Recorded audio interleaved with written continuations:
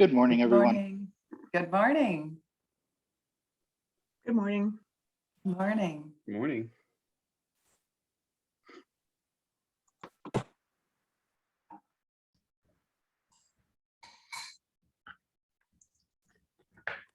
Good morning, everyone. Morning, Simon.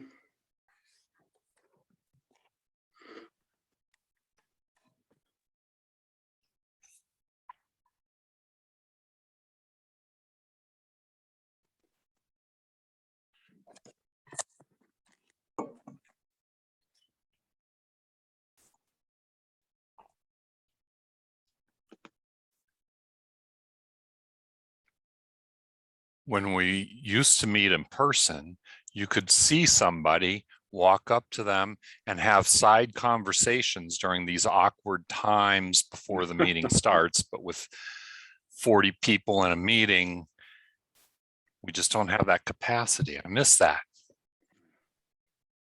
I was just thinking this morning about, remember that fancy breakfast Melissa got us on our very first meeting? Yeah. No such luck that anymore. I do have coffee. Yeah.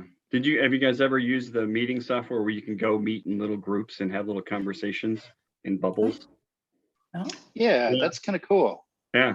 I've seen that. What's the name of that app again? I can't remember. We had it at a meeting that I did for one organization I'm involved with. It was a way to kind of like social hour to go and talk with people and float around your computer screen and get in a bunch of people and talk to them. It was very interesting. Yeah, we did one of those for a industry group that I was in before getting sworn in January. So this was like what, last fall, September or something like that. And you're right, Bill. That is kind of cool. That is kind of neat.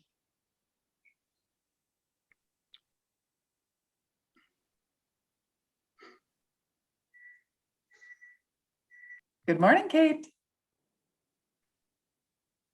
The heat just came on in my house for the first time. And I was like, whoa. And it's working. Let me tell you, it's blasting at about 90 degrees on me. So let's see if I have to move. Better than being cold. Yeah, I don't know. I just came back from a week in Florida. It was 80 degrees when I left here. And it was 35 or something when I came back. I'm like, whoa, welcome to Colorado. Yeah. You don't like the weather, wait for the next day. Good morning. Looks like we're pretty stable in our people coming in. So Bill, I don't know if you're ready. We can go ahead and get started. Sure. Well, we'll see if we have a few more people join. But again, hello, everybody. Again, my name is Bill Soroy, Senior Manager of Transit-Oriented Communities, and welcome to our advisory committee meeting for Reimagine. We have a lot of good information to share with you today, and hopefully for some good interaction and good feedback. And we have an exercise that we're going to do towards the end of the meeting that we're excited about. And we had a good dialogue yesterday with the working group, the technical working group. So let me briefly give a little safety moment. So it is fall, and in the fall, a couple things that you should be doing. One is get your furnace checked. As Director Williams stated, having heat at this time of year is starting to get important. So making sure your furnace is working and so it doesn't break down during winter is important. The other thing I think, that everyone says that you should do at this time of year is check your fire alarms and make your smoke detectors and making sure that they are working, and checking your batteries. And so making sure that everything is in working order. So with that, I'll turn it back to you, Holly, to go through the agenda. Fantastic. Excellent job. 1 minute and the welcome and safety moment is complete. Today we have a few, I think it's going to be some good information and an area where we'd like to get some input from you all as well. We're going to talk a bit about where we are with rebuilding service. We've gone pretty low in the pandemic, but things are building back up, which is good to see. So we'll see some statistics on that. The team has been developing the 2027 system optimization plan. We'll talk about where we are in that process and some of the early recommendations that are coming out of that. And then we'll spend the second half of the meeting talking about the mobility plan for the future. So we're going to transition from sort of the immediate right now, look to the future at the second half of the meeting. And we'll go through some scenarios as we discussed last meeting. And then an update on the financial analysis. And of course, along the way, we're happy to have questions and comments and feedback. And we'll try to, yesterday, we only had 2 hours with the technical working group. We have 2.5 today, and it was a little rushed yesterday. So I'm hoping we can dig in a little bit more with you, especially on where you're providing input on the mobility plan for the future. So thank you for being here and for your time. Next slide. I think Bill Van Meter, would you like to take us through these next couple slides? I would. I have just a few slides that are intended to give you a good feel as to how our ridership has looked and our service response to that ridership during the pandemic. So some updated information and I think some valuable information for setting context for the system optimization plan and for understanding some potential trends for the future. This first slide illustrates, based on spring 2021 weekday ridership, what our ridership retention looked like, and it's overlaid on a map of low income and or minority zones. So the zones in yellow are low income or minority zones, and the lines that are in green and blue retained higher proportions of ridership compared to pre-pandemic as of spring 2021, while the lines in kind of the red and yellow did not retain as much ridership. And you can see the numbers in the legend, but one of the key things that this slide is really showing us is that our service that we were able to retain really did focus on and serve low income and minority zones, and served essential workers and equity populations. RTD services provided a lifeline type service throughout the pandemic and continue to do that. And you can see that evidence on this slide. Next slide, please. This chart shows weekday, I'll get it out, weekday boardings by time of day, by hour.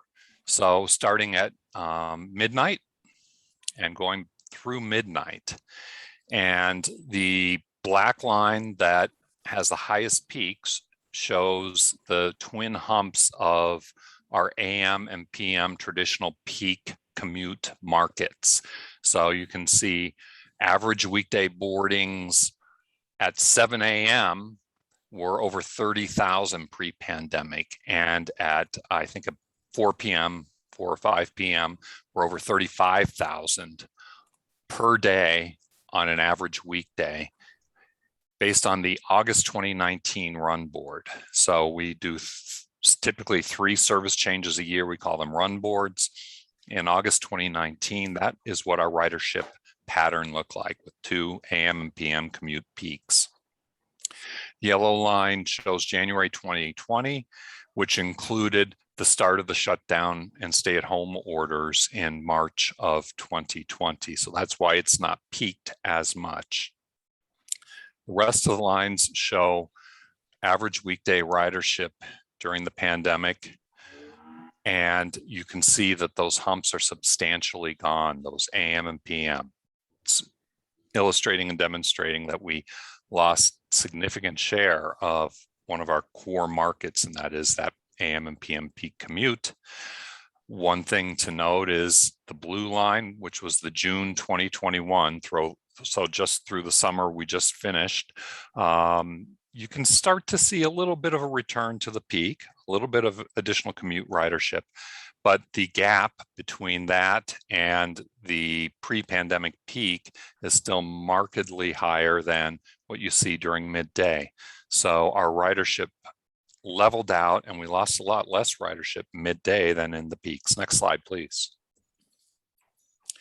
So this slide on the x-axis is showing those run boards again from August 2019, pre-pandemic, through the June 2021 run board. On the right, and the red lines depict scheduled platform hours. That's the hours of service RTD provided in on a weekday, on an average weekday, scheduled weekday platform hours. So you can see in August of 2019 and January of 2020, those hours were between, about 11,000.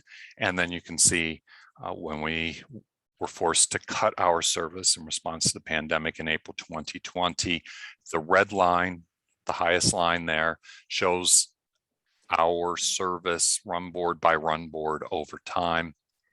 The blue lines, and those are average weekdays. The two solid lines are average weekdays. The blue lines are depicting ridership and correspond to average ridership and boardings, which is on the left y-axis.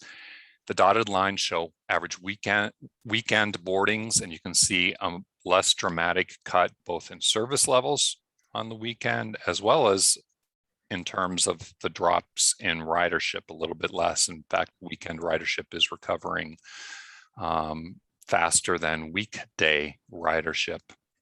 If you look at those charts,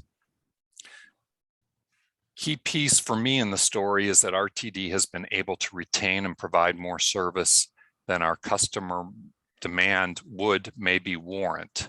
Might not be quite the right way to discuss it, but certainly compared to a similar baseline pre-pandemic, our service levels have been higher than our ridership would warrant compared to pre-pandemic levels. So our high, and we have, so I'm trying to just say that we've continued to provide strong service. You can see upward trends in both our service levels through the run boards and upward trends as well in ridership. So that's some of our experience during the pandemic, and I'll turn it over to Jim Baker. Is that right? Yes, that's great. Jim is going to jump in and talk to us. You'll remember before we went on pause with the project, we were developing a system optimization plan. How do we get the most out of RTD's resources and really accomplish what RTD sets out as his as your goals? So Jim, you know, we developed a system optimization plan. We went on pause. We now have solicited a lot of, and we did a lot of evaluation and a lot now of data during the pandemic to understand how travel patterns have changed. And Jim and the team have been working on an updated system optimization plan that he's going to talk to a bit now. Great, thanks, Holly. Yeah, so we've been working with RTD and finalizing this system optimization plan, SOP, with RTD staff. Still have more work to do, but it's getting there. Right now, we've just begun an analysis, a Title VI equity analysis to just kind of ensure that these that this SOP isn't causing any service equity issues. So that's one of the steps we're going through right now. But I thought I'd start off with this slide here, why a system optimization plan, and really, you know, the reasons that are listed here, you know, were the original reasons that still hold true despite COVID there, that, you know, prior to COVID, RTD was seeing a trend of some ridership loss. And so, you know, these SOP recommendations will hopefully reverse those trends there and start to improve service performance, service quality, fiscal sustainability, As you may recall from prior meetings there, a lot of the basis for these recommendations have been a pretty extensive review of existing travel patterns with cell phone or location-based services data. So I guess go to the next slide. When you do see the draft SOP recommendations, probably the most notable change is going to be proposing to modify RTD's current family of services into what we're calling 4 travel market-based service categories. And I'll get more into that in a slide in a minute here. But before we get to there, just some of the other kind of major system structure changes there is just a network that's really focuses on using RTD's existing transfer hubs for connectivity between these different category routes. You're going to see that, it's retaining those clock face headways, routes operating at 15, 30-minute, in some cases 60-minute frequencies to help passenger understanding of how the network works. And you're going to see that there's some minimum spans of service defined within each of these travel market-based categories. Next. There were really kind of 4, from a system standpoint, 4 design principles that were engaged with when developing the SOP. And this slide just kind of shows how those line up with RTD strategic plan priorities. But the first is just making sure that, the SOP, identifies a strong regionally focused network, a core network for the system there. The second is just making sure that we're retaining and improving, where possible, services to social equity communities and transit supportive land uses. And that's just not, making sure that there's service to those communities, but also that the service is structured in a manner that's getting people to where they want to go. The third is making sure that the SOP reflects the financial constraints RTD has right now, as well as the current workforce constraints. And there'll be more on those financial constraints a little later on this morning that'll be discussed. And lastly is just, looking for opportunities to bolster, partnerships for more localized connectivity, local services. So, I mentioned before that, a key element of this is restructuring RTD's family of services. And what we're proposing here, what the SOP is proposing is restructuring into 4 service categories. The names of these service categories are still kind of in flux, or, there's been a lot of discussion about whether these are the right names or not. But so keep in mind that these are just kind of placeholders for now. They may change, but that first service category is the core, what's part of the RTD's core network. So those are the high frequency, regionally focused, bus and rail routes that are operating 7 days a week, operating 15 minutes or better on weekdays, with a minimum 18-hour span of service, like from 6 a.m. to 12 a.m. or longer, depending upon the market they're serving. And then the second is the connect or connection type routes, and those are regionally focused local bus routes, and so they could have more of a at least a 14-hour span of service. And examples of that would be like a route from Arvada up to Broomfield, providing some, regional connectivity across the region there, but not at the frequencies, not at the, the characteristics of the core network. We have the commuter and regional or commuter routes or regional routes next there, which is routes that are focused on more of a unique travel market, like to downtown Denver or to the airport. And then we have community focused routes, which is local, fixed route, local fixed route service, as well as could be the flex ride services, the mobility on demand partnerships.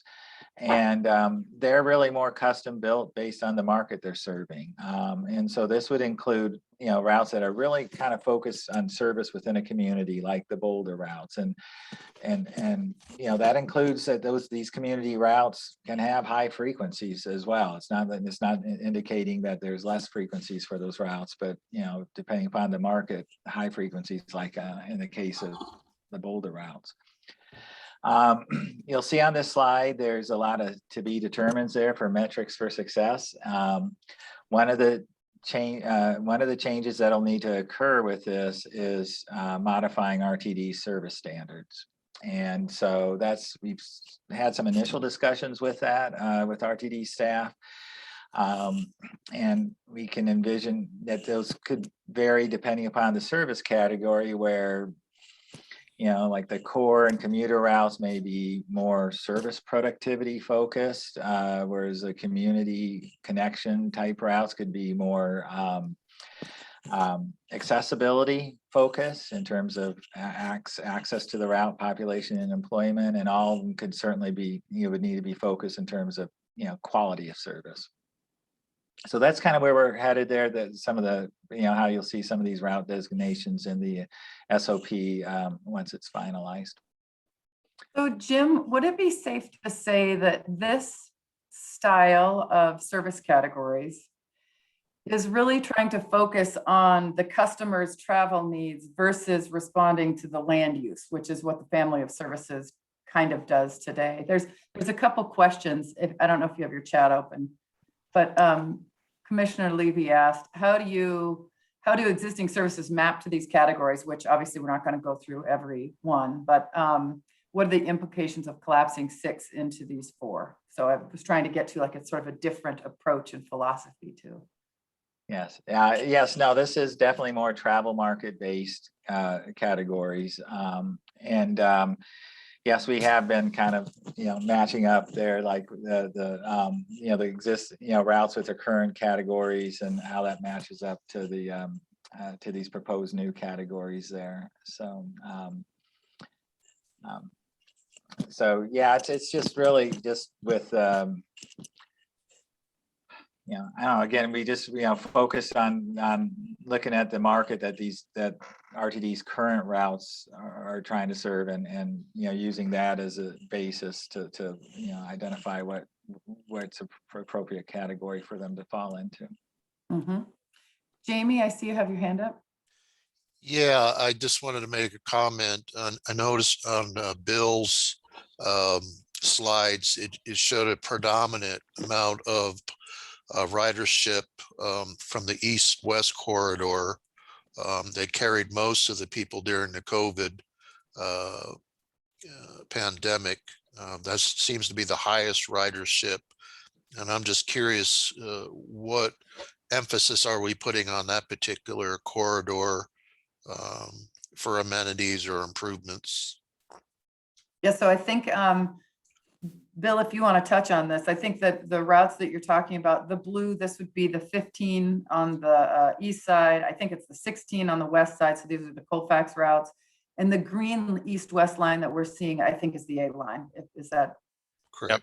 Correct. Yep, good identification. And then you can also see north-south route just west of downtown. That's our routes on Federal, and that also has a high ridership retention.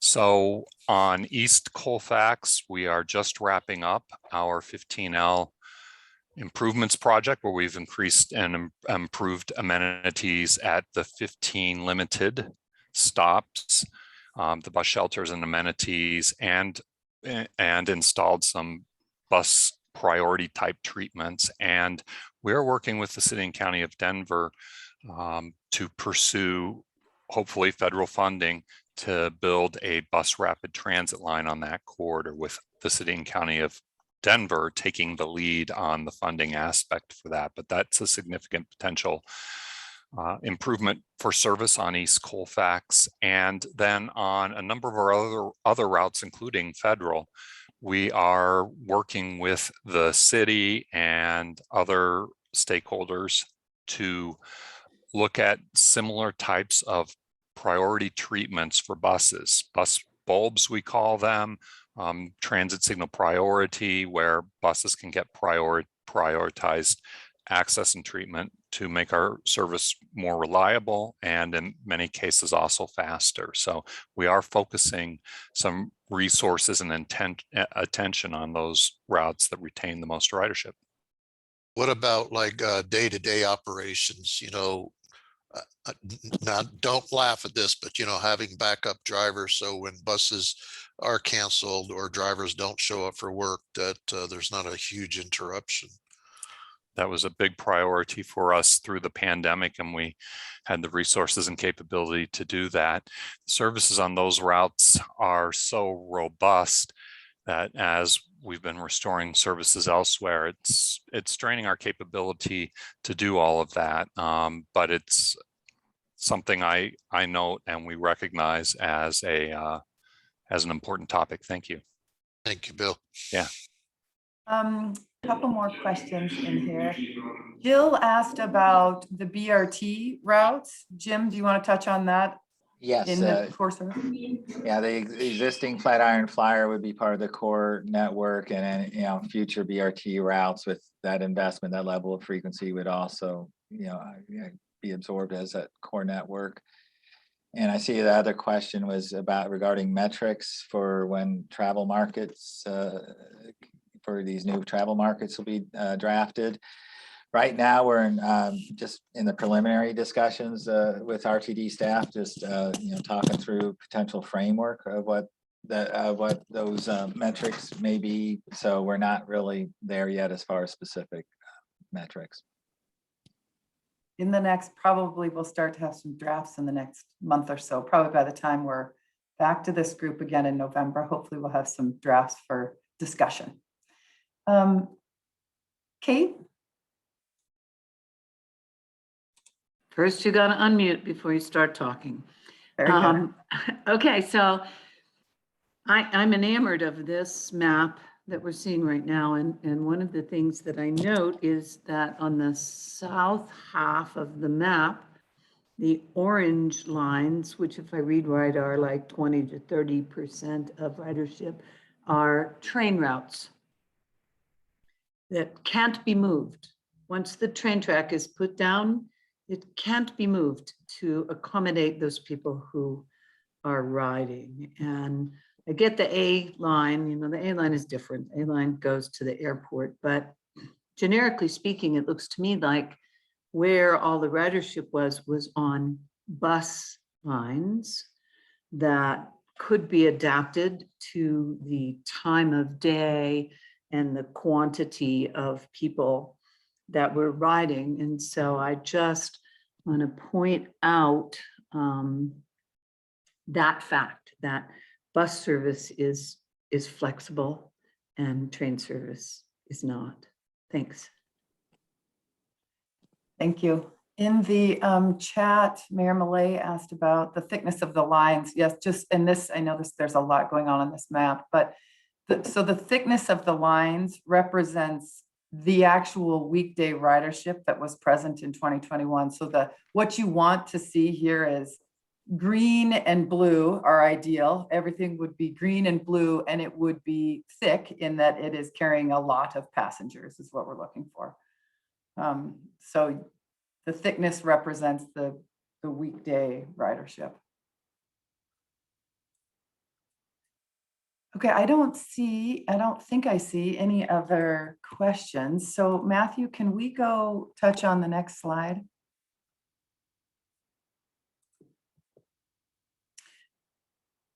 So one of the pieces of today that I am really excited about, back when we started the project, our technical working group and you all had asked for some more localized planning and to have some more dialogue around local areas. And we, of course, went into the pandemic, we went on pause, and the accountability committee had some recommendations around it as well.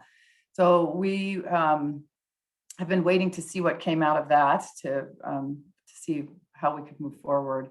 The accountability committee also made some recommendations for some sub-area planning and work with RTD. So about starting about a year or so ago, the communications group developed these 5 travel market areas to start dialogue with the local agencies to talk about each of the run boards as RTD is making changes throughout and modifying the service throughout the year. So they have started this process. They have been out and talked to with each run board. They've been talking with the local agencies in these areas. And we are going to move forward as part of the Reimagine process with using these groups to have more robust dialogue about local planning and mobility on demand in each of these areas.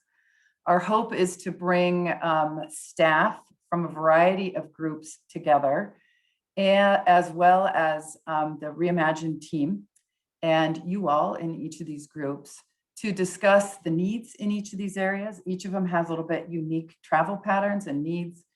Talk about the financial and operator capacity that RTD has.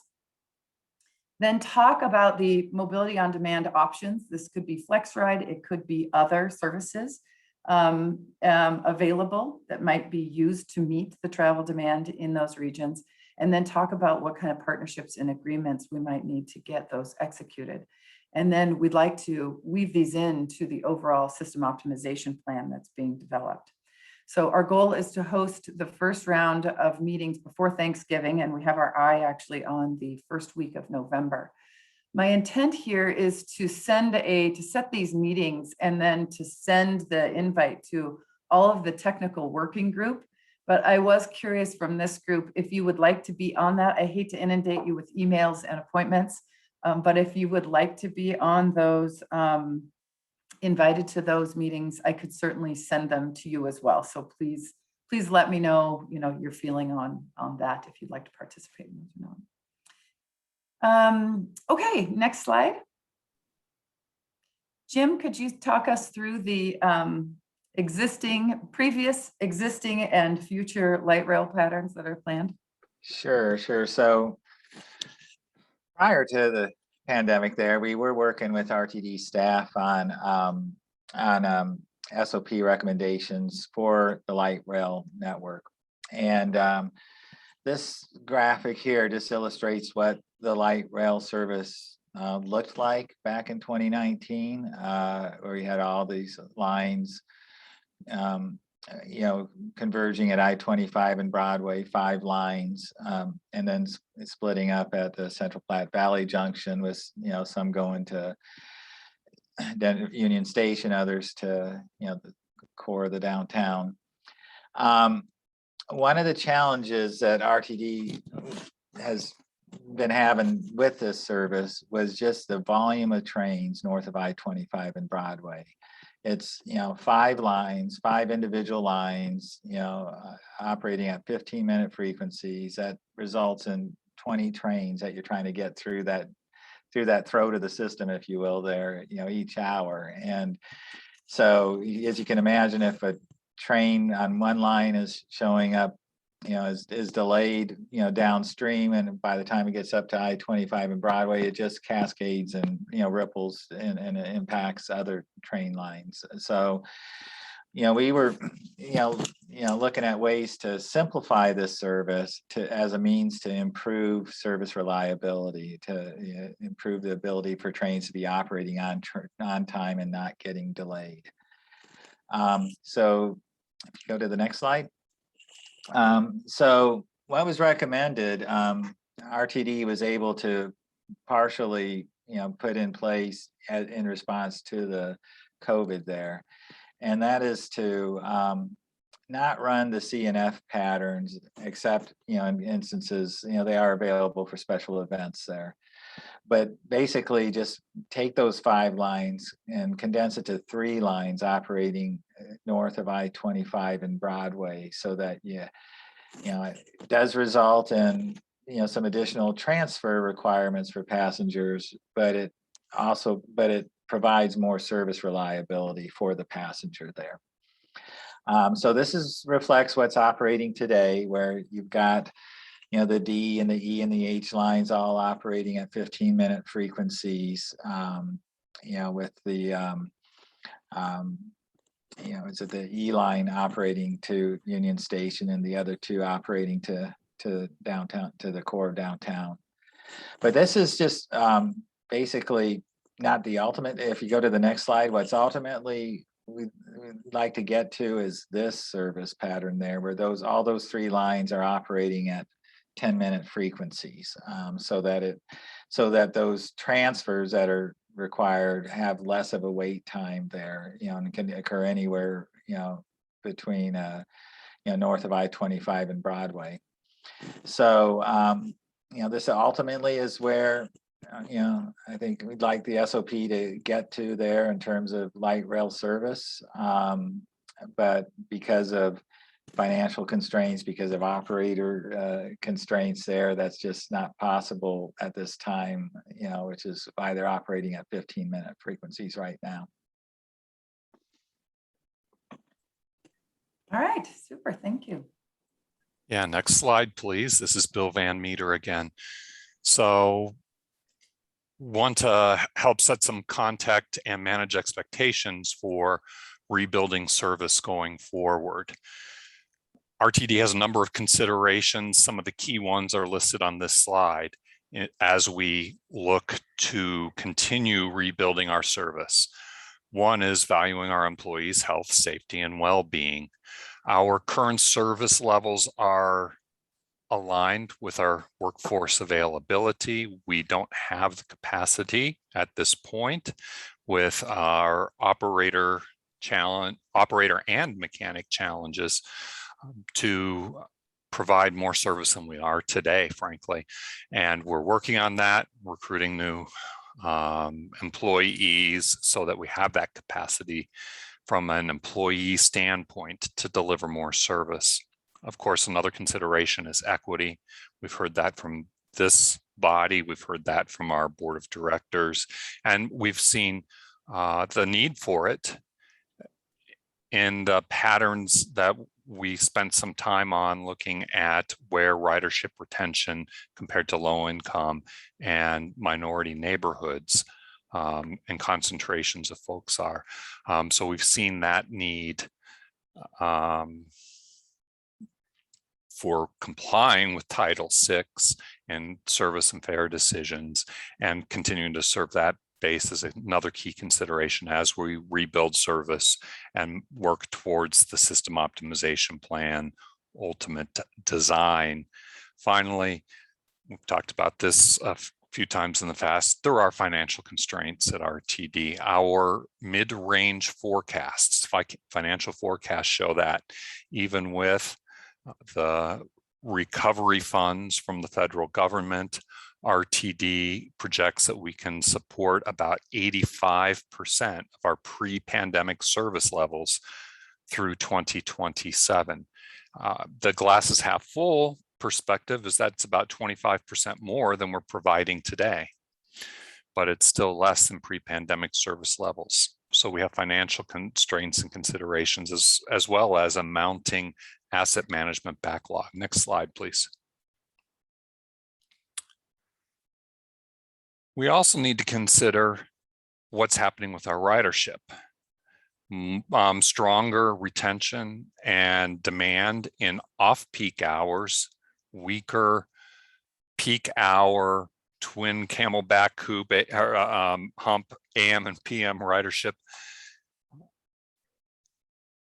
likely a result of telework, work from home, remote work type policies, definitely through the pandemic, and likely to continue at a much more significant level post-pandemic than we saw pre-pandemic.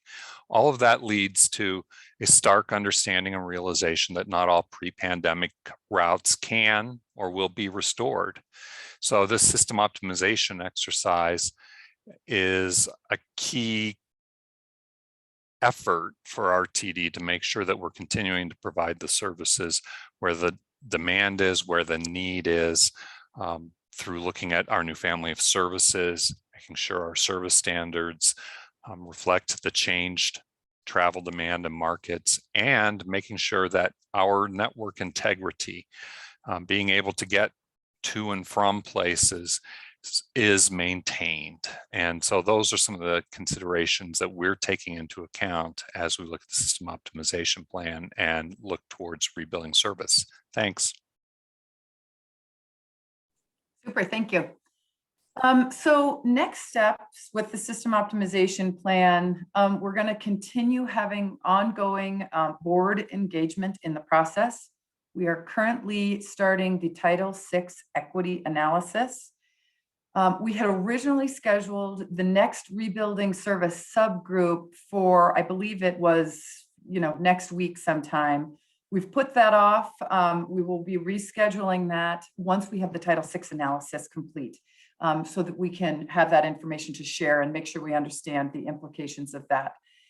I mentioned that we'll be looking to get scheduled the first week of November, the Mobility on Demand local planning groups. So we'll keep you posted on that. And Jill, I saw your email. Thank you. I'll keep you on that list. And then we'll have more information to review with you all, the technical working group and the advisory committee in January, and we'll be soliciting more input then. So then we're hoping to finalize, and then we'll be looking to finalize the recommendations from the system optimization plan after that. Now, before we move on to the second half, I just want to make sure this is our time to talk about kind of the existing, the here and now. Then we're going to put our brains and our future hats on and start talking about 2030 and 2050. So if you have any more questions about the system optimization, the mapping, I'd love to just field those now so that we can then put our future hats on.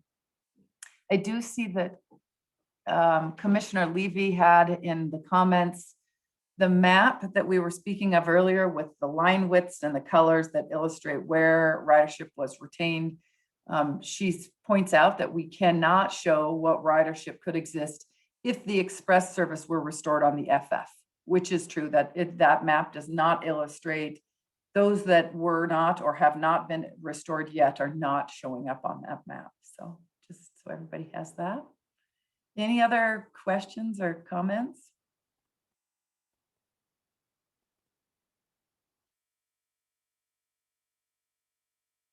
Yeah, okay, so that's a great question. Jill has in the chat asking about, does the less peaked ridership pattern help with driver retention challenges related to split shifts? This is an opportunity for RTD to move toward more consistent all-day service, more comprehensively serving all-day trips, not just 9 to 5. Absolutely. I mean, I can't say specifically that it helps with driver retention, but certainly the split shifts in the past have been an issue that's been brought up in the employee engagement and surveys that have been done. And interestingly, this was something that our Jim Baker and his group, flattening that service even pre-pandemic, had been a recommendation to create less so that we are providing more service consistently across the day, was a recommendation they had made even pre-pandemic, and it is even more so an opportunity now to really create that consistent service all day long. So, and you'll see that when you look at that description of the core service, that is really a all-day service that you have 15-minute or better service all day. So that helps with that as well. I see your hand up, Kay. Yeah, so thinking about the rail consolidation map, which I appreciate where you're going with that. And I know as a frequent rider of the CD line, like I understand what the bottlenecks were on that. What are you doing to help people understand the transfers that they have to make now? That some of that, especially thinking about the elimination of the C line, like what are you doing to help people understand that? Because I feel like a lot of the people who rode the train were really comfortable on the train and maybe not comfortable with the bus transfers. So what are you doing to encourage those folks to still take the train, but take the bus for whatever might be that next leg of the journey? Right. Or take transfer to the other train in some cases as well, but a transfer in some cases. I'm not sure that I have, Bill, do you have some information on outreach that RTD has been doing about them? This is Bill Saroy. What I would say is I think that we've done some things incrementally, since we, took away the C in particular. I know that as somebody who rides the C and the D regularly as well, I know that we do have kind of that, the E line that comes in that does wait, or we do wait for the E line that comes on. I know that's a regular basis, and it does from a visual standpoint. I know the other thing that we've done recently is we started in this September run board, the 0L, which was not in place until recently. So I think that we are doing some things incrementally, but I think you're right about, the whole transfer thing, people understanding that it's not as scary as people think, that it isn't a big deal, especially if, we're the way that we're doing our trains right now, which actually, forcing some trains to wait for the other train to catch up so that people can actually make the transfer. But it is a good point that we need to probably get on that in terms of making it a little bit, people more aware and more comfortable with that type of movement. Okay, thanks. Commissioner Levy? Yeah, thanks. I just wanted to explain a little bit more what was behind the comment or question I put in the chat, which is that it looks like your system optimization plan is looking at right sizing based on existing ridership and not potential ridership, and just focusing on the FF2. Although this is probably true for a lot of routes, there's been a significant drop off in service there. And so if some of that, in ridership, and if bringing back the Express, the FF2 could stimulate a lot of ridership, but it's hard to know what would happen, on a route that doesn't exist. And so I think that's just something to keep in mind, that as you're looking at all these metrics and you're looking at boardings and performance standards, that there may be a lot of people on the sidelines that would come back were your system expanded. And that's just one of those things. I don't know if there's a fancy model to figure that out, but what's missing for me here is, and I know we'll get to this in the more visioning portion of this meeting, but what's the ideal? What would we love to have? And then how do we go about doing this SOP process for what we could model and really hope to have? Right. Thank you for that. I want to circle back on that a little, and Jim, I'm going to ask you to step in here if you are out there. But I do want to be clear that while we are taking into account what has happened and trying to understand the best we can who was retained in the services during COVID, we are absolutely using all information from the demographics and the ridership prior to COVID as well. So we are not at all limited to, and we had some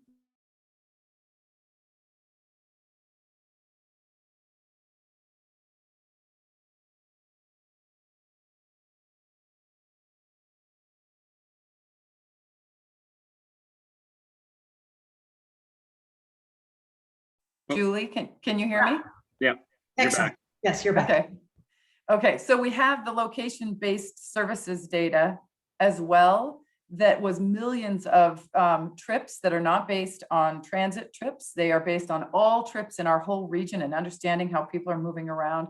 And the SOP is also using that to try and capture and make sure that we have a system in place that's capturing those trips, the best that we can. And obviously, we're not going to capture everybody, but there is an opportunity to capture a lot. So we have, just to be clear, we're looking at COVID data, but we are absolutely looking at the greater travel demand in our whole region, COVID, non-COVID, riding transit today, not riding transit today, and trying to capture them with the SOP. Jim, other thoughts on that? No, I think that sums it up well. I would just add, we've been looking at pre-COVID ridership, current ridership and retention, as well as equity population characteristics along a route in terms of trying to prioritize what we can accommodate within this, 85% constraint that Bill Van Meter talked about earlier. Super, thank you. And Holly, this is Bill. I'm going to channel my inner Jesse Carter here just to relay a little bit on the Flyer and Flyer in particular, because I know that we have been monitoring that, and we know we've seen an uptick in our September run board, as CU has come back in, and we're looking to add more service, but we have a real challenge on the operator side too. So we're trying to balance that. And I know that if Jesse were here, he would talk about that we do use, looking at ridership as it does grow as certainly an indicator as to where we need to add more service. And we have seen an uptick on the FF, and we are continuing to monitor that. It's just a challenge on the operator side. Yeah, super. Audrey, I see you have a hand up. Thank you and good morning, everybody. I put this comment in the chat, but just recognizing RTD has received significant federal funding due to COVID. I think it would be beneficial to be transparent around how that funding is being allocated. I think having information on your website that the public can access at any time would be, a really wise thing to do to demonstrate and, be more inclusive and build trust with the public around that investment. Thank you. Thank you for that. And I don't know, I think we don't today have Doug McLeod. Are you out there? I'm trying to go through unfortunately, I think he's not with us today, but we will absolutely pass that along, Audrey. Thank you for that input. Okay, I think we're mostly through questions. Are we ready to put our future hats on? We're now through, yay, we love our future hats, right? I know it's a little more inspiring than I think, well, we're gonna do the scenario planning, which is both inspiring and also sometimes, a little saddening too, but I think it's a good exercise. All right, Matthew, can you take us down to, one more here. So you'll remember that we have two primary pieces of Reimagine Rtd. One is this system optimization plan that's really kind of focused in the near term and the now. That's what we've spent the first hour of our meeting talking about. The second half is the mobility plan for the future. And this is trying to look to the future, understand that our travel patterns are changing, technology is changing, our land uses are changing, and our community has different transit and transportation needs as we look out to 2030 and say 2050 timeframes. So what we're trying to do is understand what that might look like. Now, we don't have an exact crystal ball, so we're going to do some scenario planning to say, well, it could look like this, or it might look like this. And our goal as a team and as the advisory committee and the technical working group and the Reimagine team is to try to identify the ways in which strategies that RTD can put in place to ensure that they are resilient and responsive to a variety of futures, to make sure that they are a relevant agency moving forward into the future with these changes. So our goal today, we're going to talk a little bit about scenarios and what the future might look like using some travel modeling and also just an exercise that we use to think through scenario planning. And then we're going to break up into small groups to talk about what makes sense. How does RTD best respond to this hypothetical scenario? And that's going to help us identify recommendations that are ultimately included in the mobility plan for the future. Next slide. So I think I already covered this, but today, in September and October, what our goal was with you all was to talk about what the future mobility needs and trends look like, and then have discussions around, do RTD's current commitments and how they operate their service, their policies, are they allowing RTD to respond to these different futures, or do we need to think about other strategies that RTD should implement? And then today we're going to just touch a little bit on prioritization as well. So Well, we have a really robust travel model that we are using with our Cambridge systematic team members that's called EMAT, Exploratory Modeling. I can't even remember what its acronym stands for, but it's fancy and it looks at all sorts of scenarios for us and considers all sorts of inputs. Dr. Cog has also done a very robust scenario planning exercise. And they have joined us today to give us just a very brief overview of what they learned, especially from the transit perspective during that scenario exercise. I'm not sure, Robert, I think you were going to speak to this. Is that right? Yeah, that's right. Thank you. Good morning and thanks for having me. So as Holly mentioned, yes, that we did a long and thorough scenario planning exercise back in the fall and winter of 2019, back when things were a little more normal. As part of our development of our 2050 Metro Vision Regional Transportation Plan, or RTP. And so, what we wanted to do in this exercise was really test some concepts. Like, we have this Metro Vision Plan. It's an aspirational goal for what we want our future in this region to be in terms of transportation and the way people live and travel. But how do we get there? And so that we tested a lot of things, relational things like the urban form with the transportation system. We wanted to, this is more of like an exploring what ifs type of alternatives. We're no longer fiscally constrained like the normal regional transportation plan was. It was not a rigorous evaluation of, choosing which scenarios were the best, or, there's just certain trade-offs we evaluated. And so I'm just going to give a brief overview of a few of those scenarios. I think all in all, there was 10 or 11 model runs we did in the end, but next slide, please. So we did a couple scenarios where we modified the land use, as you can see on the left there. We'll get into some of the details later. And then basically 5 different scenarios on the right. Some tested additional roadways or managed lanes, and some focused on travel choices and transit, as we'll see. So I'll go into the next slide and get into the details on the first one. This is our travel choices scenario. And basically what we did here is we really changed the way the streets operated throughout the region. The concept was to make most of the streets in urban and suburban areas complete streets, and that we didn't just slap a slower speed limit sign, we made them safer and more accessible for active modes of transportation. We also assumed aggressive adoption of TDM strategies, including teleworking. At the time, we thought twice as many teleworkers was really aggressive, and just here we are a year later, and that doesn't sound very aggressive at all. And the result was, we saw, as you can imagine, more teleworking, far fewer trips to work, and large increases in bicycle and pedestrian trips. And so, is a kind of a trade-off in terms of transit. If you're looking at some of those indicators there, we have small changes up or down, and whether that's good or bad. There was a small decrease in VMT and also a decrease in transit trips because there was a lot fewer people traveling to work, as we're seeing today. And you know what? A lot of those bike ped trips are also replacements for transit trips because they're a competitive mode with transit. Those shorter trips, people hopped over in the model, walking and biking. But delay was down. And so even with reduced speed limits, because there was a decrease in total travel and total VMT, delay was worse, even though we had slower and safer streets. One of the lessons we learned from this one. Next slide.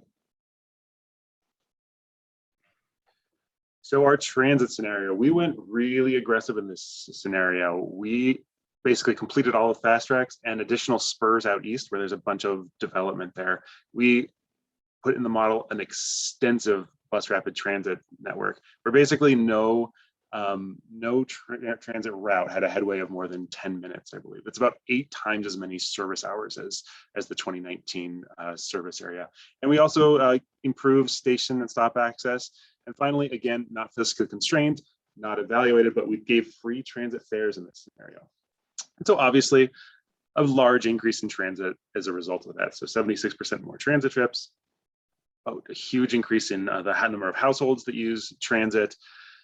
In the grand scheme of things, though, we saw a relatively small decrease in VMT, only a 2% decrease. And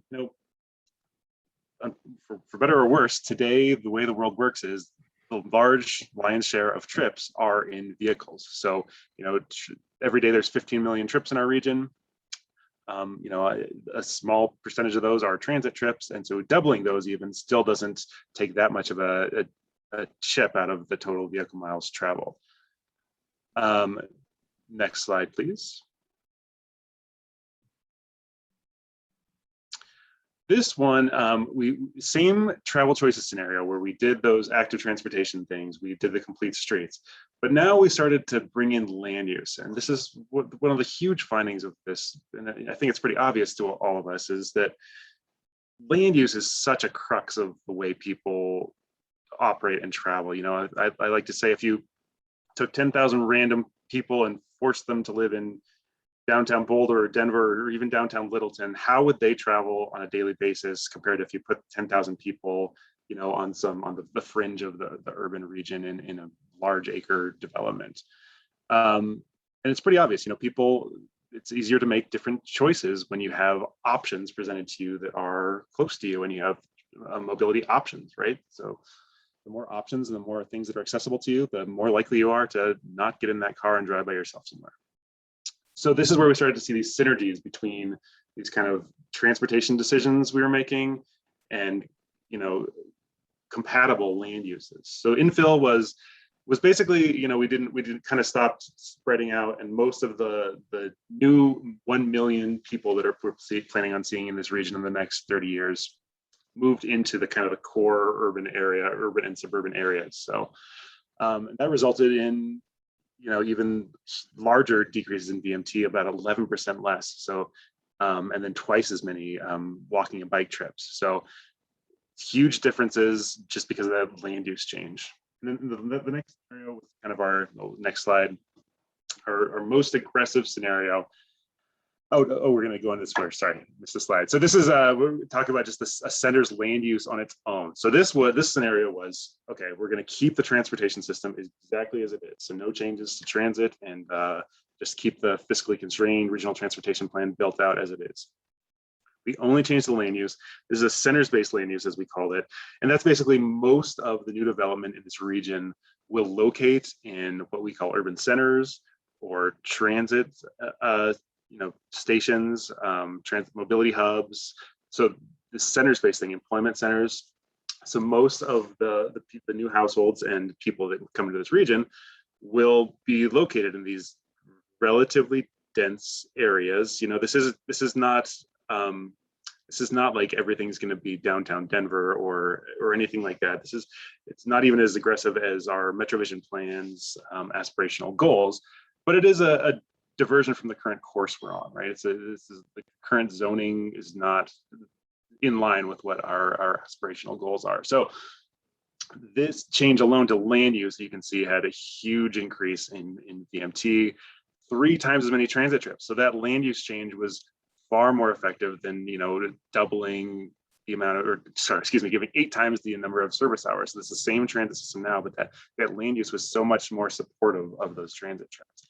So huge increases in transit and walk bike, small decreases in VMT. Well, 8% is nothing to sneeze at. That's what we're going through right now compared to 2019. So, and then the next slide is we kind of took that centers scenario, that densification, and most households in the region are growing, being placed in opportunities where they can use. And this is where we saw all the synergy built together. So compared to our baseline of what the 2050 would be, it's a decrease of 25%. So that is, a huge change from what our kind of current trajectory is on right now, right?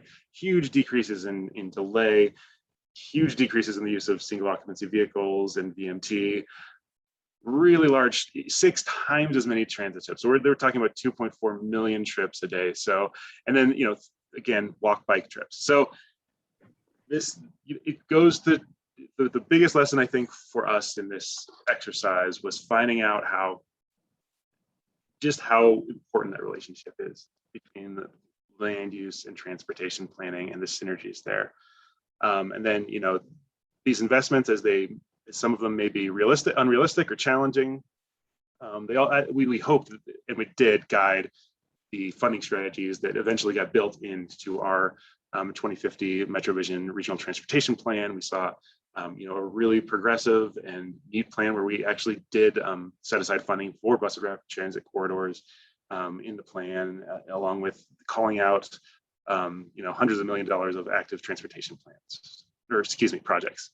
Do I have any more slides? Nope, that's it. Okay, great. So Robert, that was great. Fantastic. So hopefully you got some good information there.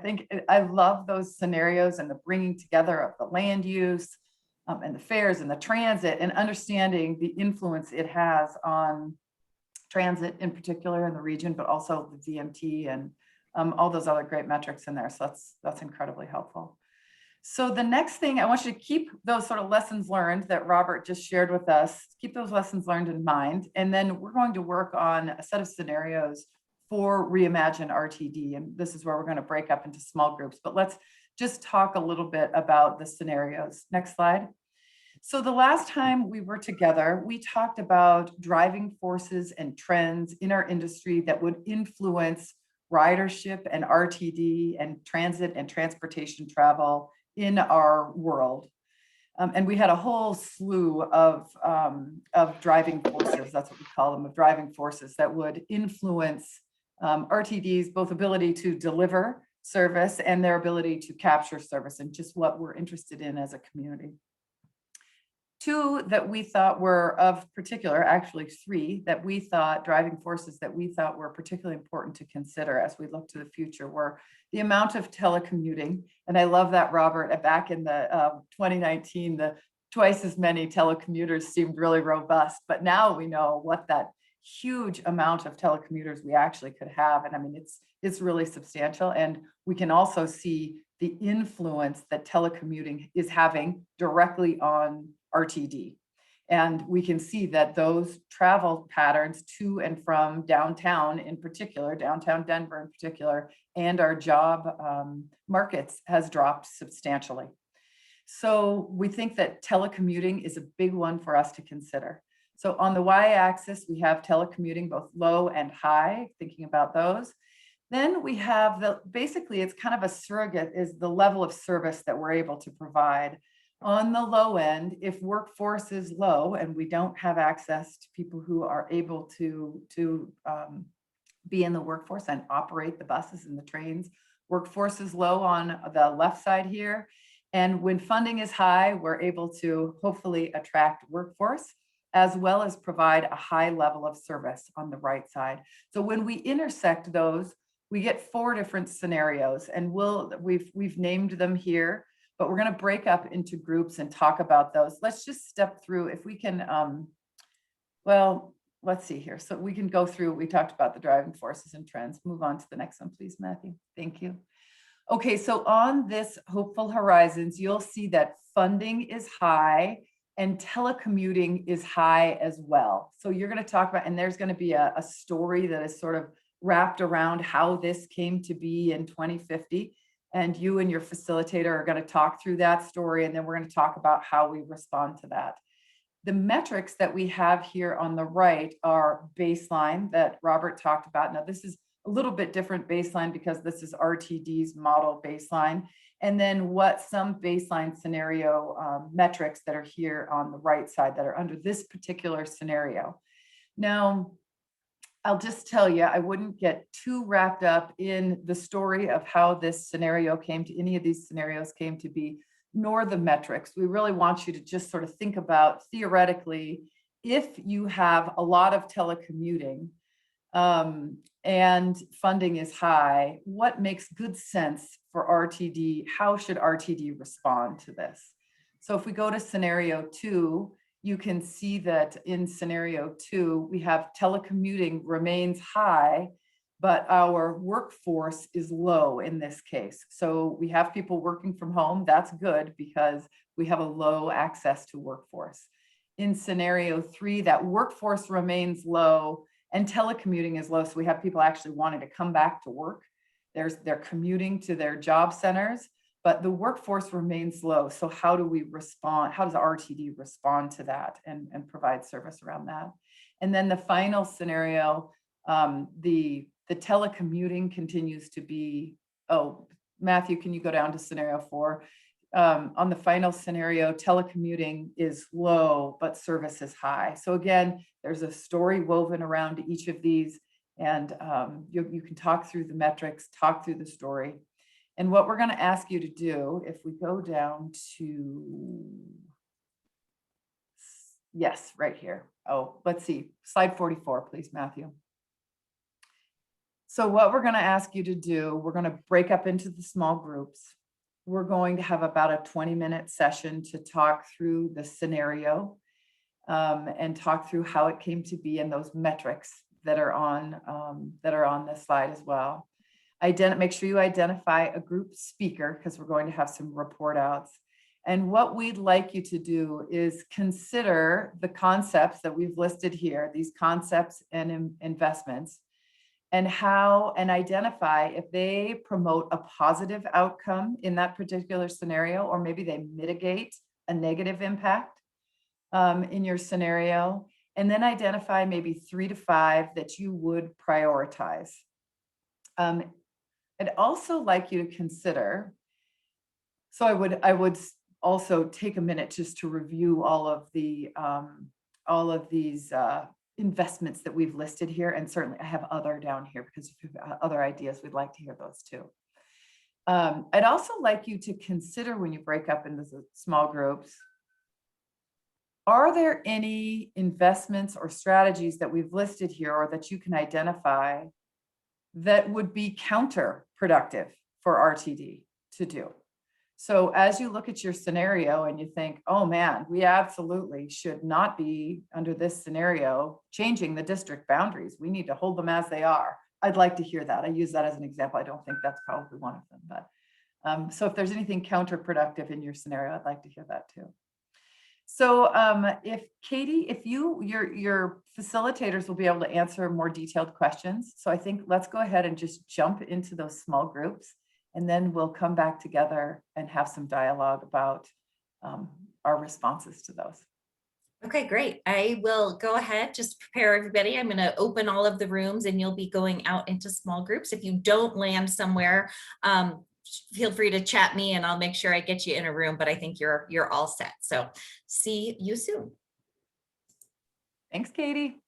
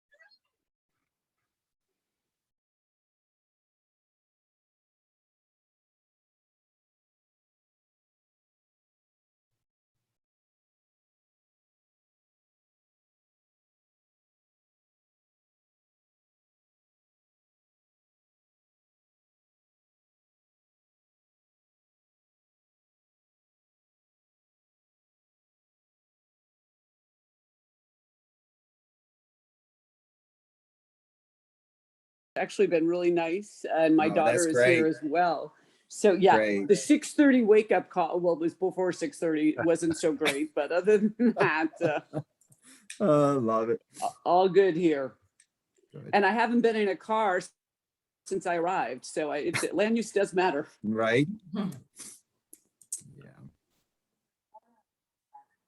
Oh, okay. We're on notice. We're being recorded. Aren't we always being recorded? Yeah, I think so. Yeah. All right. Okay, so I am, let's see here, going to share my screen with you all. So the bottom line, obviously, Holly kind of went through all of this, and you guys have all have the fortunate luck of being put in the dire days scenario. So it's not great. We don't have workforce. And we also have really, really high telecommuting here. So we're kind of here in this scenario too, where it's not a great scenario. So a couple of things as we go into this, and we'll kind of brainstorm and get started on the dialogue here in a second. But at our last meetings, we kind of talked about what are all these considerations we need to be thinking about in terms of driving trends and driving forces that are influencing our future. So just wanted to give you guys a second to kind of refresh memories on this. Obviously, the GHG emissions reduction has become a really big topic, and it was just noted in the comments. How are we going to address that? How are we going to vision and model for that in our future?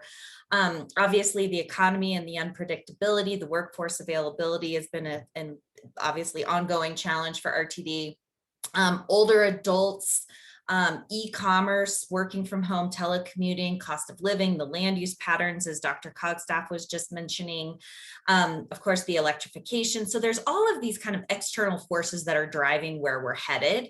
So just wanted to get you guys kind of thinking about that. But in terms of the actual scenario that you guys are going to brainstorm about, you know, potential solutions and or how to mitigate negative impacts, is this dire days scenario. And per the model, kind of the EMAT tool that Holly was referencing, you know, the baseline boardings under this scenario go down. There is a higher demand for e-commerce.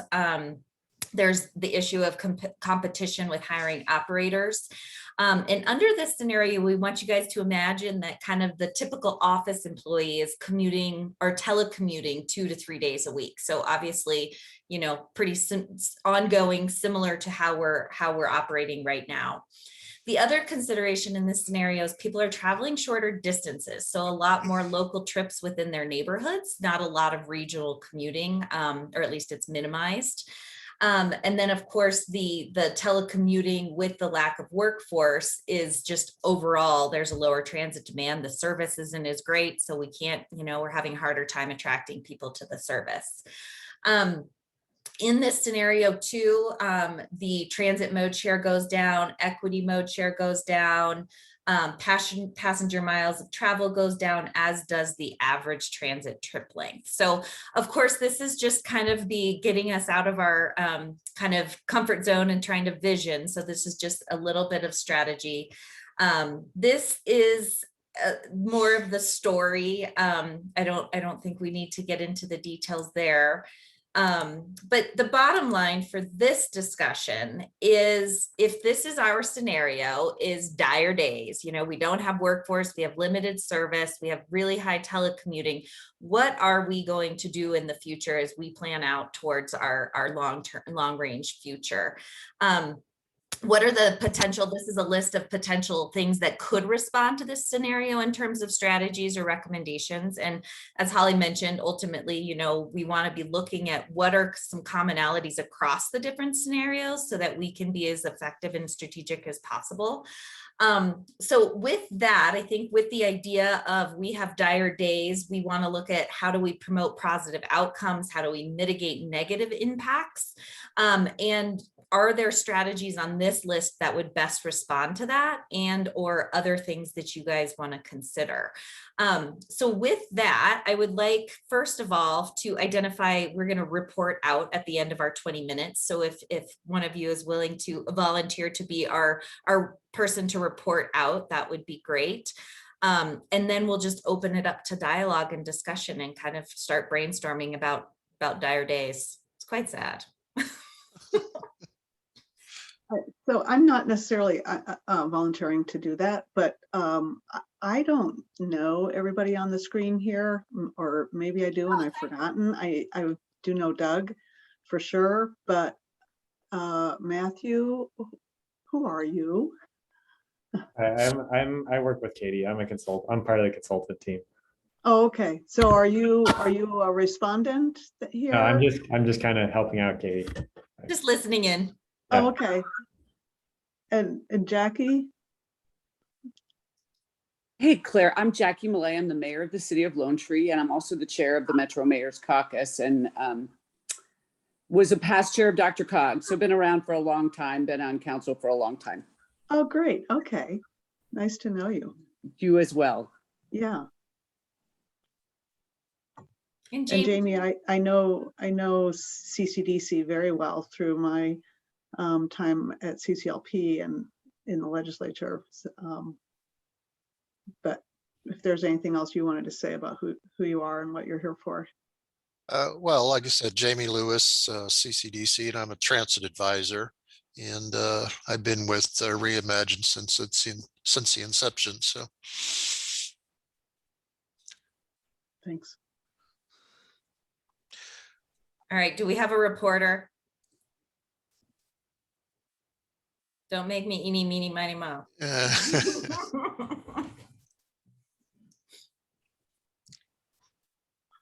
Well, I think it should be either Jamie or Jackie as long-serving members of this group. nice play, Claire. Nice Yeah. play. And Jamie, can I defer to you? I am in my parents' house with a bunch of people all around me. So I apologize, but it's a little distracting. I'm trying to get them to stay away from me, but it's hard. All right, I'll try my best. Thank you so much. So I'm going to go ahead and start. I'm really fascinated with autonomous vehicles. You know, I've been kind of watching the development of that over the last few years. Panasonic actually has an office right here in the Denver metro area. And I really think autonomous vehicles, ironically, complements the high capacity corridors also.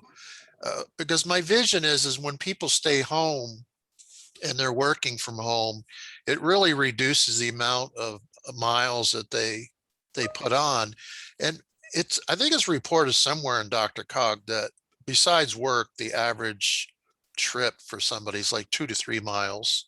You know, when you consider grocery shopping and, you know, just doing the basic chores, usually everything is within 2 or 3 miles. So having an autonomous fleet using maybe secondary roads, I think is very, I'm excited about that. And I think that's something to look forward to. But on the other hand, if you need to get to the other side of town, you'd want to take the high capacity corridors like a BRT. So I think those two actually complement each other. And I really like to see an investment in that. So just before we get into this list, and I think I think your focus on autonomous vehicles, Jamie, is really interesting. This scenario is titled Dire Days, but I think what it is reflecting is that you know exactly what needs to be done here. Reimagine Rtd. So right size Rtd for existing circumstances, and it may not in fact be dire. It may just these metrics in these indicators may just tell us that Rtd needs to serve a different role, and it needs to focus primarily perhaps on the short trips and the local commutes. But because we still want to address those people who do, you know, commute, say from Boulder to Denver or Lone Tree to Denver or Lone Tree to Anschutz Medical Center, you know, we still need to retain that and service it. But I think, so it may be dire in terms of RTD's revenues and bottom line, but in other respects, maybe it's a great scenario. We have fewer people commuting, more people working from the comfort of their homes, people doing short trips that are much more amenable to bike ped.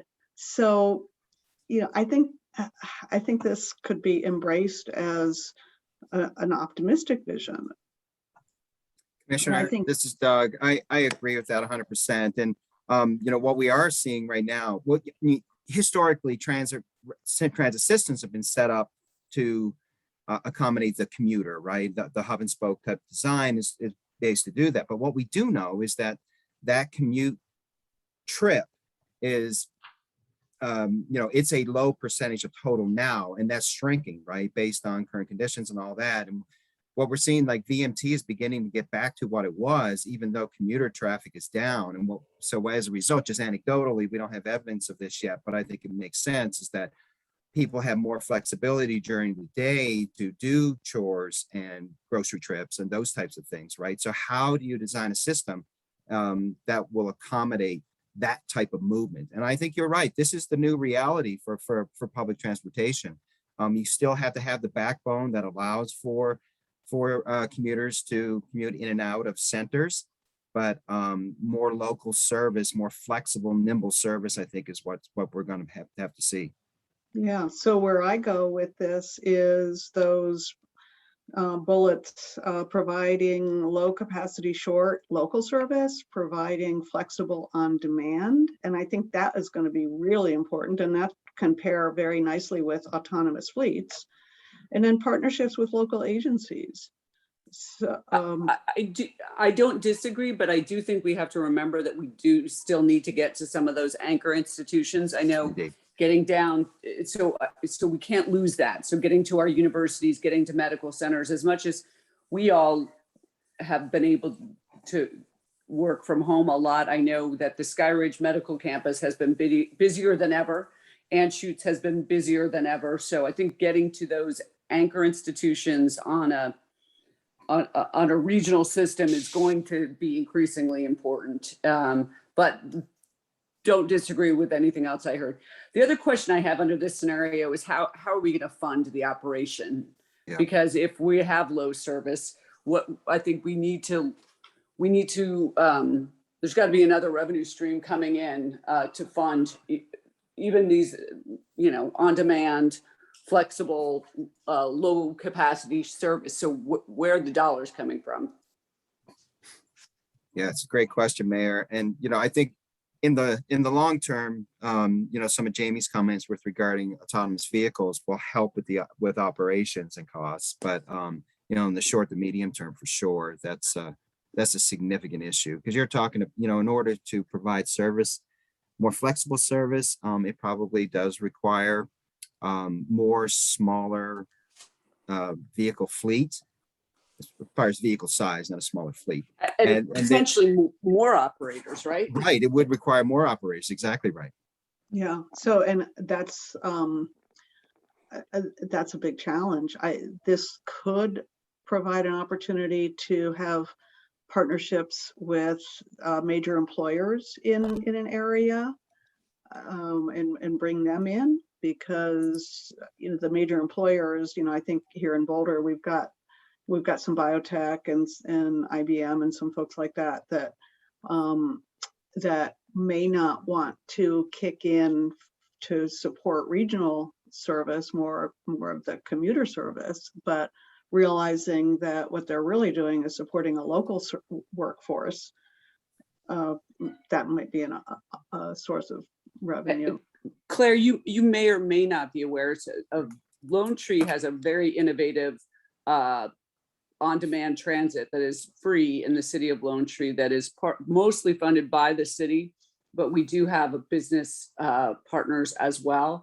There's an app and it's geofenced, and it's and I think something like that, it's called Lone Tree Link. So again, it's an app, it's downloaded. If you're traveling, if your destination is within the city of Lone Tree, you log on, I think it's up to 9 riders in the vehicle. And pre-COVID, we saw a really, really great response. But that is, to me, those innovative type of partnerships. The city and our business partners are funding all of it. I believe I believe RTD should be kicking in some money, because we are paying those taxes as well. So I'm working on that piece of it. But those type of partnerships between your local jurisdictions, your business communities, and RTD, I think would be it's how we're doing it in Lone Tree anyway.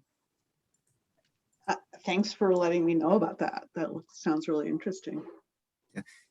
Just to build on that, and the mayor's right, it is quite successful, and I think it's very innovative as well. And I know part of the conversations that was had during the RTD Accountability Committee related to this is there's opportunities for local communities to work with RTD and share in that cost burden, right? Because right now, as good a services as what the mayor has done in Lone Tree, it is something that they're funding the bill for. RTD has not participated in that partnership, and I think there's opportunities there to kind of defray the cost of the local communities too.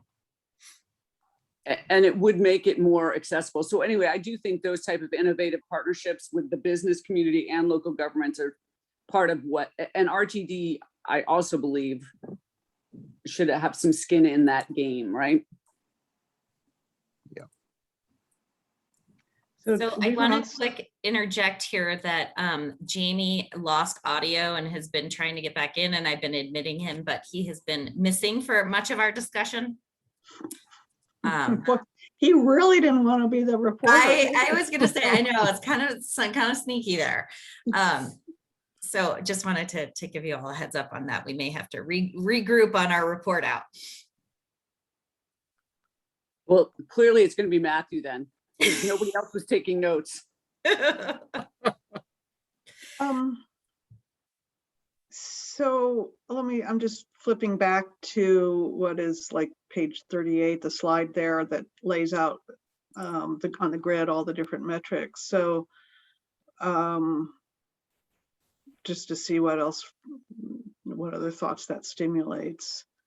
I mean, it looks like with the equity mode share, and I don't really know what does that percentage mean there? That 3.3% of the boardings are by people who would be considered equity populations. Okay. Yep. But so do we need to improve that? I mean, I guess that why is that going down? I guess is my concern. That's what I was wondering about. It doesn't fare well. Well, and this came up in our discussion yesterday with this group with the TWG of that it seems counterintuitive that number would go down instead of up. If you're having higher telecommuting on a consistent basis. So, I mean, I think I would take this data with a little bit of it's a modeling exercise tool, and there's probably some nuance to this, but I think there's some opportunity for further discussion about, what the actual outputs are of what these different scenarios do. So just to clarify real quick, so that number is actually, so throughout the district, there were certain like census blocks that we identified as having a relatively high share of equity populations. So that number is actually like within those however many census blocks that have high equity populations, that's the transit mode share just within those. So it's not like it's not like the overall transit share, 3.3% of the entire transit ridership is equity. It's just the 2% is the entire district. The 3.3% is just the transit mode share in those zones that have high equity populations. Okay.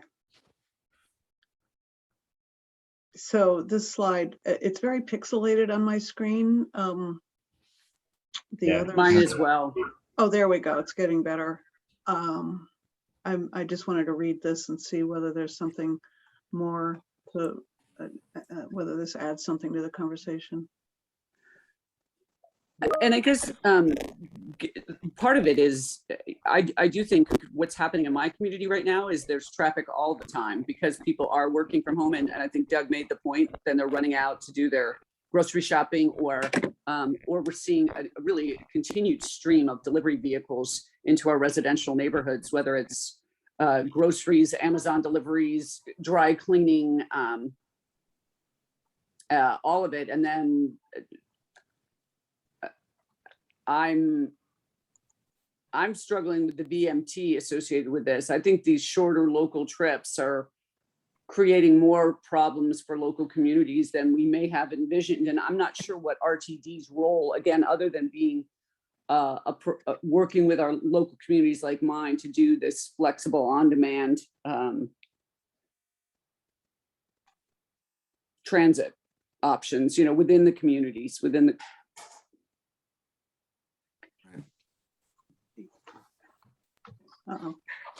Yeah, I see this sitting here in my home office and looking out the window as I work, the number of different Amazon deliveries that happen on my street.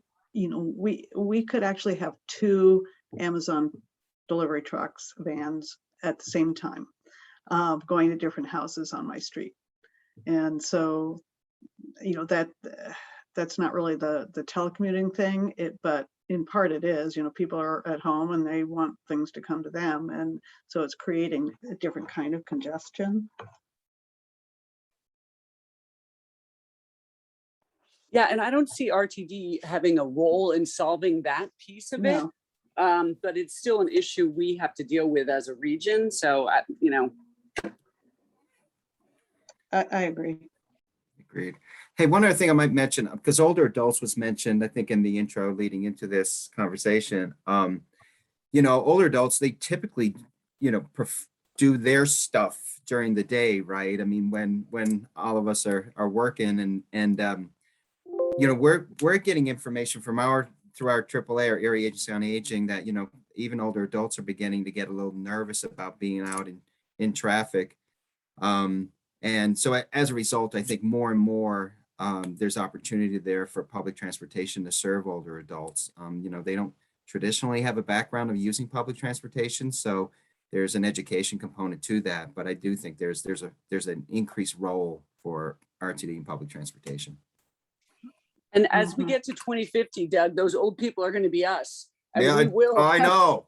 But I think the adoption of transit is going to increase for yes, the older population by this scenario. So I think maybe in this dire days, that is a good population to identify, is that, and we are, as I just heard from our state demographer, we are continuing to be an aging state, and the metro region is aging, right? So I think factoring that into our dire, recognizing the dependence for our senior population on transit is also part of this scenario.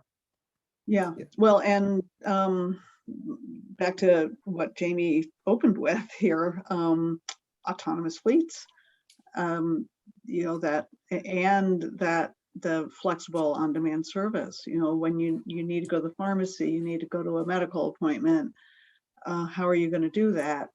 And there are a lot of opportunities to increase safety and get to that vision zero if you don't have older people with slower reaction times, et cetera, driving, but you have a safe alternative that can solve a lot of issues. You've got the mobility, you don't have that isolation, you have perhaps greater ability to age in place. So, if you can solve some of these issues with the need for local trips, that could produce a lot of other benefits. Yeah, excellent. 2 more minutes left. Yeah, but and again, I come back to how are we going to pay for it? Because I really think this is one of the biggest challenges from this scenario, is the lack of funding. So if we've got a lower ridership, obviously lower fares, if we're dealing with older population, they're on a reduced fare anyway. We recognize in Lone Tree it's a free service because we're trying to get people on it. And the minute you start charging, it's they go off to Uber and Lyft. So I think the funding, operational funding, really needs to be addressed here. I don't think we build the system any more than what we've got right now. I don't think we can make any more capital investments if we're not able to be operating the system that we have right now. So, yeah. Well, so to wrap it up, because we got a little notice saying we've got 2 minutes left. I don't know if we're, what's our status on getting Jamie back? And now we've lost, I don't know if we're going to hear this, but I think what we're saying is there's real potential to adapt the system to this scenario, and the challenge is going to be funding, because we do need to keep that that backbone high capacity regional service that's going to be essential to a number of people regardless. But this forecast suggests a shift to local on-demand short trip services, and that's labor intensive, potentially costly because it's a different fleet. So yeah. And we don't add any more capital investments into the system. I think that's the other thing that we have to acknowledge if this is the scenario, right? And we want more flexible BRT options versus, you know, the smaller transit vehicles that to respond to, within the local setting. So I know they talked about capital investments, no more capital and Well, worry I about think- the operation. So So team, this makes me think about VIA here that we have locally, which it has expanded a little bit outside the Boulder area, where maybe we focus more on the partnerships and take a portion of RTD funding. They don't have to buy the vans, hire the Yep. drivers, but that funding can go to subsidize.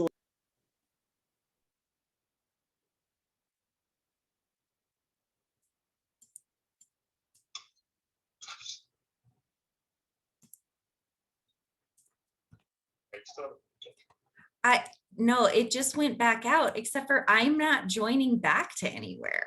I don't understand what is happening. It's like a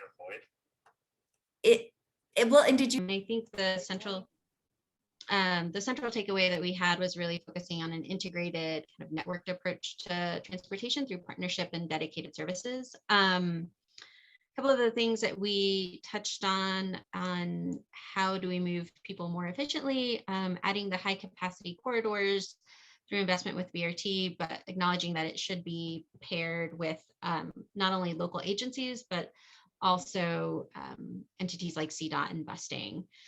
The other topic that we talked about was early adoption of zero emission fleet, just acknowledging that while it may be a greater investment up front, we'll have a longer term return on investment. It's really part of a long game and how we achieve our environmental goals.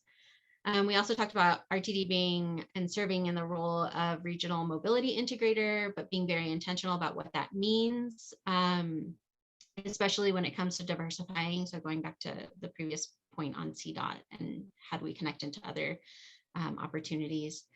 The one thing we did talk about was ensuring that equity remains a focus on that. We also talked about increasing and diversifying funding sources, which of course would be great, but I think it really just helped us to understand that what we're essentially wanting to do is make the case for finding more transportation. So thinking about the role of fees and special districts to really bring in the revenue and the funding that's needed.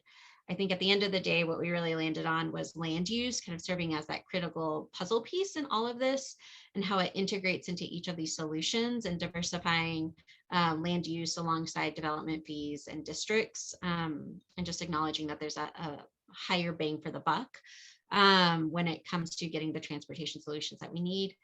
We talked a little bit about automated transit and really kind of had some back and forth discussion around that, but really didn't land anywhere. So that's where group 3 landed. Okay, that's great. So you were in particular, if I'm thinking of your proper scenario, you did specifically have a low workforce, right? Your workforce was limited, so you were not able to provide service as much as you wanted to.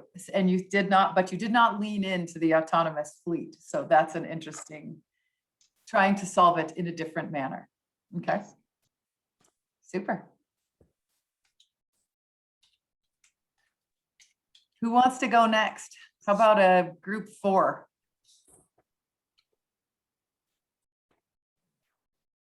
Julie, which group are we? We were exploring efficiencies, number 3. Okay, group 3. Oh, okay. I got volunteered as our spokesperson. so I'll go down our list, but please others from our group jump in if I missed anything, or Julie, if I missed anything from your notes. So our scenario was low resources or low funding for RTD and high demand for service was kind of the scenario we were tackling. In terms of the items from the list that we focused on, what would we do or what would we encourage RTD to do, it was focusing on the regional backbone of service and really identifying those areas where RTD has a unique role to provide those routes, and then complementing that through increasing local partnerships from the list. And so how to complement what RTD can do for the regional backbone of service with how can local communities step up and provide more opportunities for transit locally to fit together. As part of that, our conversation went to the fact that we need to find additional resources for that at the local level. It's one thing to want to do all of those partnerships, which are great, but we need to find funding to do that. And it went to that bullet point on the list around increasing and diversifying the sources of funding for transit. Let's see, the other things to do were actually we had a really good conversation about increasing what's been called, and I'll use quotes, low capacity of smaller routes. But we talked about how low capacity is kind of a misnomer because it's viewed, that phrase comes from viewing it through the lens of all buses are a 40 passenger bus. And so therefore they're low capacity. But the idea of thinking about how could you right size the size of the vehicles to provide efficient service locally that would again help complement the regional, but do it in innovative ways. The autonomous shuttle at School of Mines was brought up as an idea around that. So are there ways to do innovation around using transit of different sizes at that local scale versus the regional scale? And then are there other co-benefits that could come from those types of smaller vehicles in terms of attracting more drivers or converting to EVs? The other thing we talked about doing was the high capacity BRT corridors. And we had a good conversation about that in terms of the whole breadth of what we mean by BRT. If there's BRT at a regional scale versus more of an urban scale, and then how can, there's many examples of how BRT can be different even along one route where you have a more urban section that has more frequent stops and then more of an express section in others. So we had some really good conversations about that. I'm trying to read all of my notes. Let's see. We also talked about how there's no easy answers to all of this. There's a lot of complexity to it and a lot of complexity around one of the items that was brought up was not doing the completion of fast tracks if there's not the funding to do that. Obviously, that's a hard one. But in this particular scenario, recognizing if there's not the funding. And then the other one was not so much RTD focusing on being that regional integrator of mobility or mobility integrating, kind of leaving that to others. RTD has a place to participate in that, but not necessarily would have to take the lead on it, particularly if resources were low and there were other areas to focus on. Mm-hmm. So those are the summary of my notes. From others on our group, did I miss anything or? I think there was a comment around the integrator piece, having RTD needing to be engaged at some level just to make sure don't do ridership because suddenly there's apps being developed outside of the system. So that was another comment that we had, but no, that was a fantastic job. Thank you. Great. Let's see, Kay, are you out there? Yep, I'm here. Oh, there you are. Hello, wonderful. You want to give our report out? Yeah, so we were the Hopeful Horizons group. I don't remember our number, but I remember we were Hopeful for Horizons. So this was lots of resources and high telecommuting, but also recognizing that high telecommuting is only 2 or 3 days a week. So kind of a 50-50 split between homework and commuting. Our group coalesced around providing high capacity regional backbone service and the BRT concepts. But then supporting that, realizing that if we're focusing on regional and BRT, we still need to get people to those high capacity lines and the regional stuff. So, and we felt like that happened through partnerships with regional agencies and being that regional mobility integrator. So some of the things that we've heard come up already, like how do we do those lower capacity, lower demand routes, but still get those people into the BRTs and the regional routes. And we felt like partnerships were the best way to accomplish that. And then, in some cases, those those kind of lower capacity services that connect into the BRT might be things like autonomous vehicles and other technology enabled things, apps, more of that integrator service, right? And then if there's lots of funding available, why not go after the ZEV fleet while we can? I think the other piece that the group maybe didn't talk about is, the ZEV purchase price is higher, but the maintenance costs are lower. So if the money's available now, let's take advantage of that, of the funding available, transition to ZEVs. And then in the future years, when budget may be less certain, where we've got lower maintenance costs that we can bank for the future. So did other folks from the group have anything that I missed?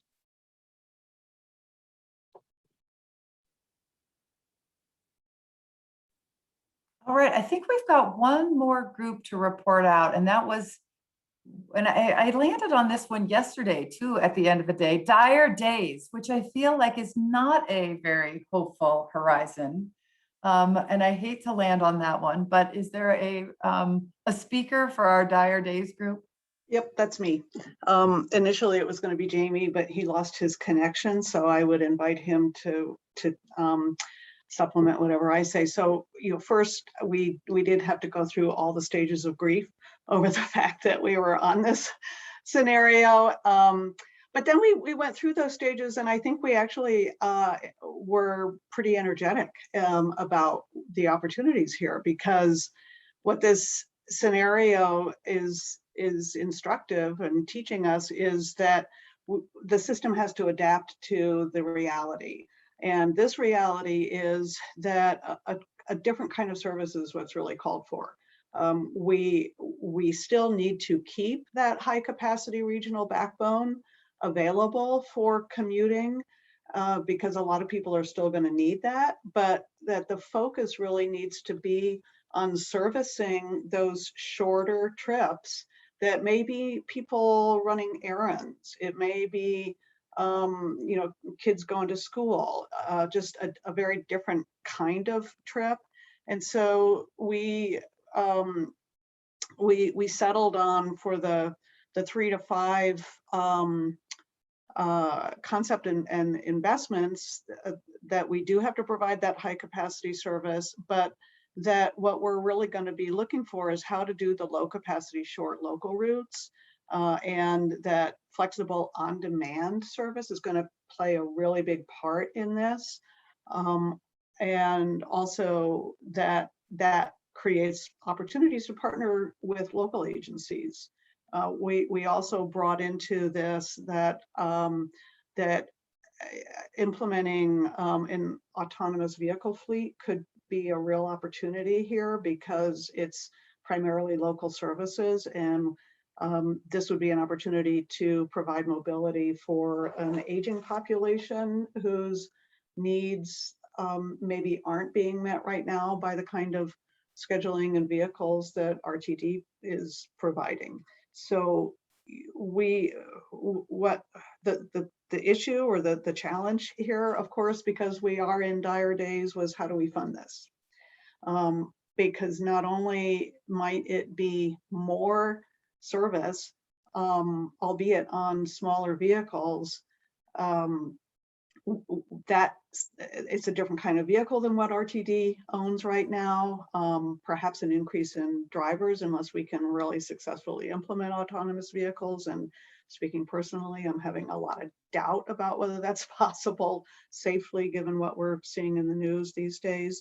But it was really the funding is where we got hung up. And Jackie from Lone Tree shared with us what they're doing with their local on-demand service that is mostly funded by the city of Lone Tree, and in partnership with businesses. And I don't know if John Taylor is still with us here, but the Boulder Chamber of Commerce has been working with some of the businesses out in Gun Barrel here in Boulder to look at that sort of more local funding model that's a partnership between businesses and the local government.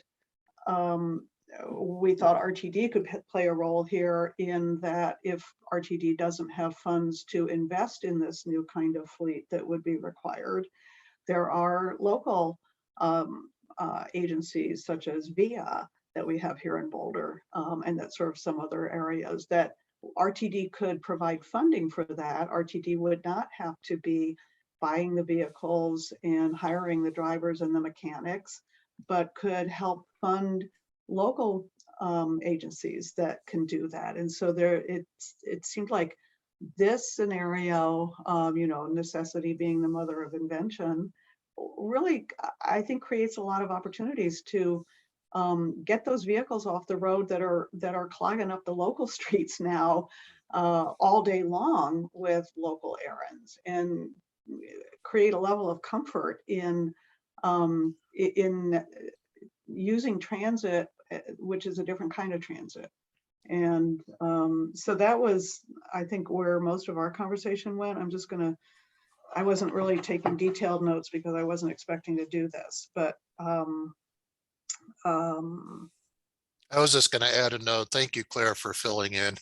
I apologize. I lost a connection and missed most of the conversation, but it seems like there's a third category. We're talking about local transportation, possibly with the autonomous getting across town with BRT, but I think CDOT plays a role here. If we have better transportation in the mountains, I think people would be more apt to give up their vehicles. I think that's why people are hanging onto their vehicles, because we don't have a good network in the mountains. So, as far as partnering, I think we're forgetting that RTD can't do it all, and that there's other parties here that could help contribute getting cars off the road and more people onto transit. So a better network in the mountains, I think, would definitely help us. Yeah, thanks, Jamie. Yeah, and so I think that sums up our conversation.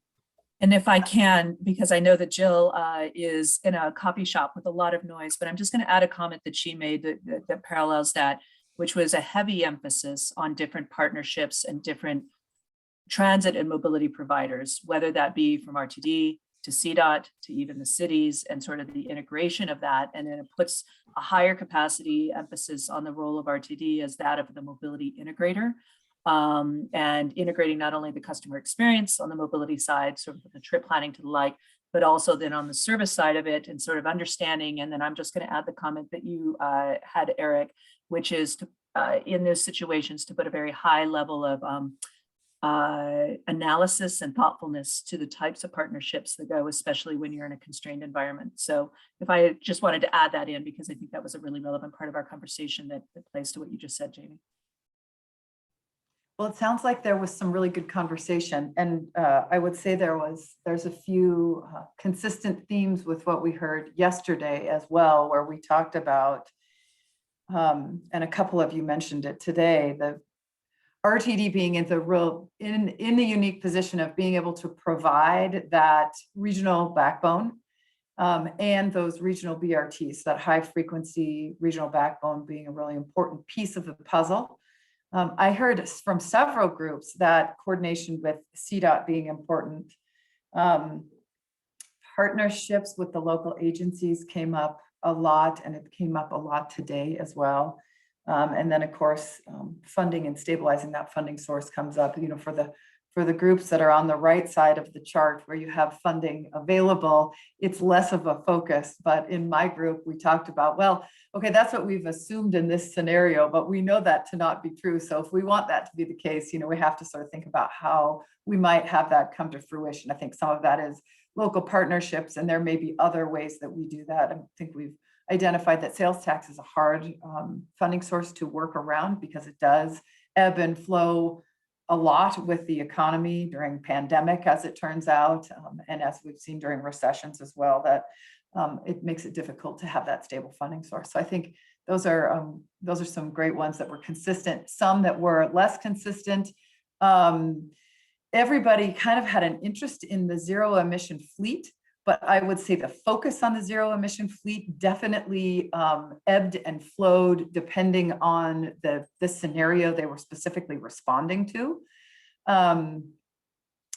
So I think that was, is something for us to keep in mind, that RTD may need to be flexible, looking at it and flexible. Autonomous fleet was also one of those where very interesting when we were talking about not having workforce available, but not as interested in leaning into that when workforce was available. So, that's going to take time, resources for RTD to really lean into that. So do they follow what's happening in the industry, or do they lead what's happening in the industry? And I think that would be our, where we prioritize that in that mix. So I appreciate, did anybody have any other thoughts that they wanted to jump in before we have an update on the financial analysis that's been completed? And I'd like to make sure that we get enough time to go through that and get some questions in on that as well. All right. Matthew, would you share the screen? Wonderful. Thank you.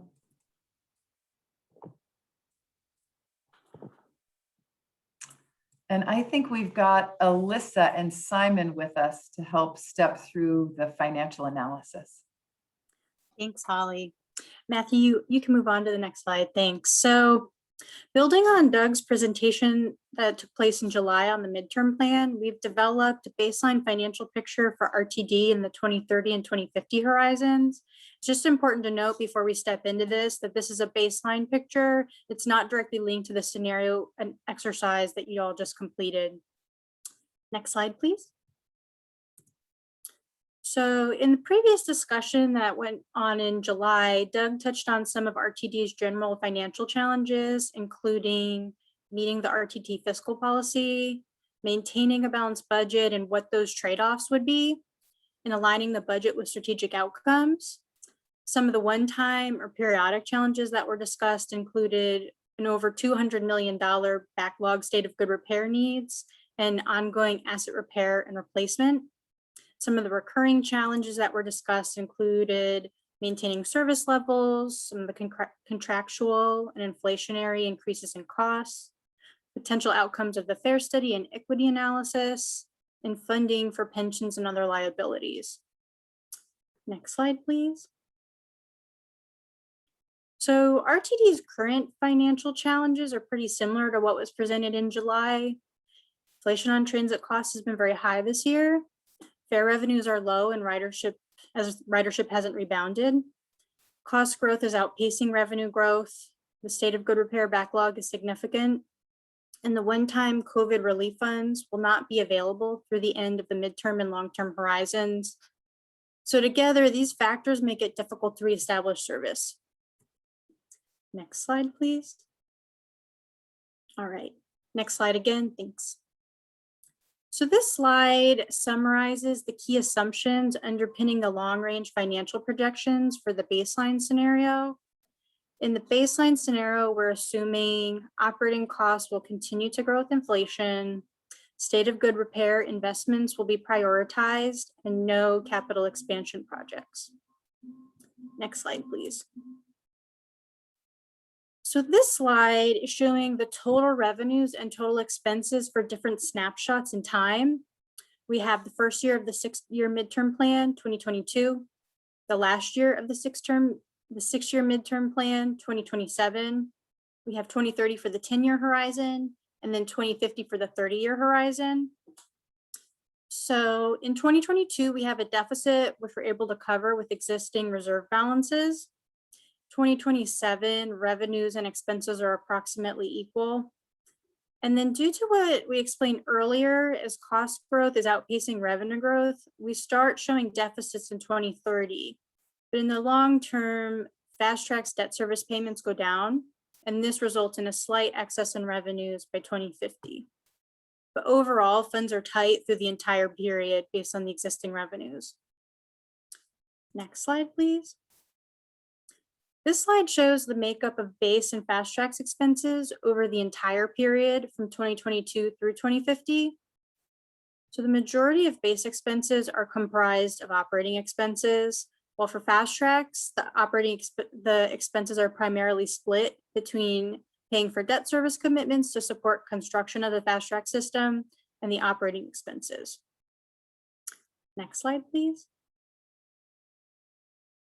Projections by DRCOG show an increase of 250,000 riders daily by 2050. Each mode, rail, bus, flex ride, is subsidized, and the level of subsidy will vary by mode. Bus is least expensive per rider, and FlexRide is most expensive per rider. Based on these subsidies, this table shows the cost to cover those riders depending on what mode they would take. So the costs range from 400 million roughly to 2 billion. Next slide, please. You may remember in 2050, we were showing slight excess in revenue, around $40 million. So this slide shows in 2050 how many more daily riders we could potentially support based on the excess revenue by mode. Just note the subsidy per passenger here shown at $2050 to account for inflation. Next slide, please.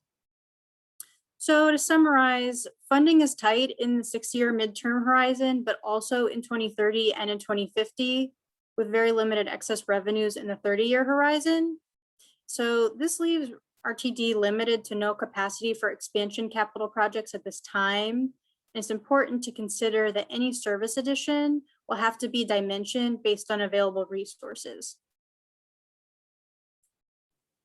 Okay, so speaking of dire days, do we also need to go through our stages of grief here with this? Because I feel like this is a tough message, and we've been round and round with these. But I think this is a pretty reasonable summary of what we can expect. There's not a lot to work with here, and we've been hearing that for a while as we've looked to try to even complete fast tracks and that sort of thing.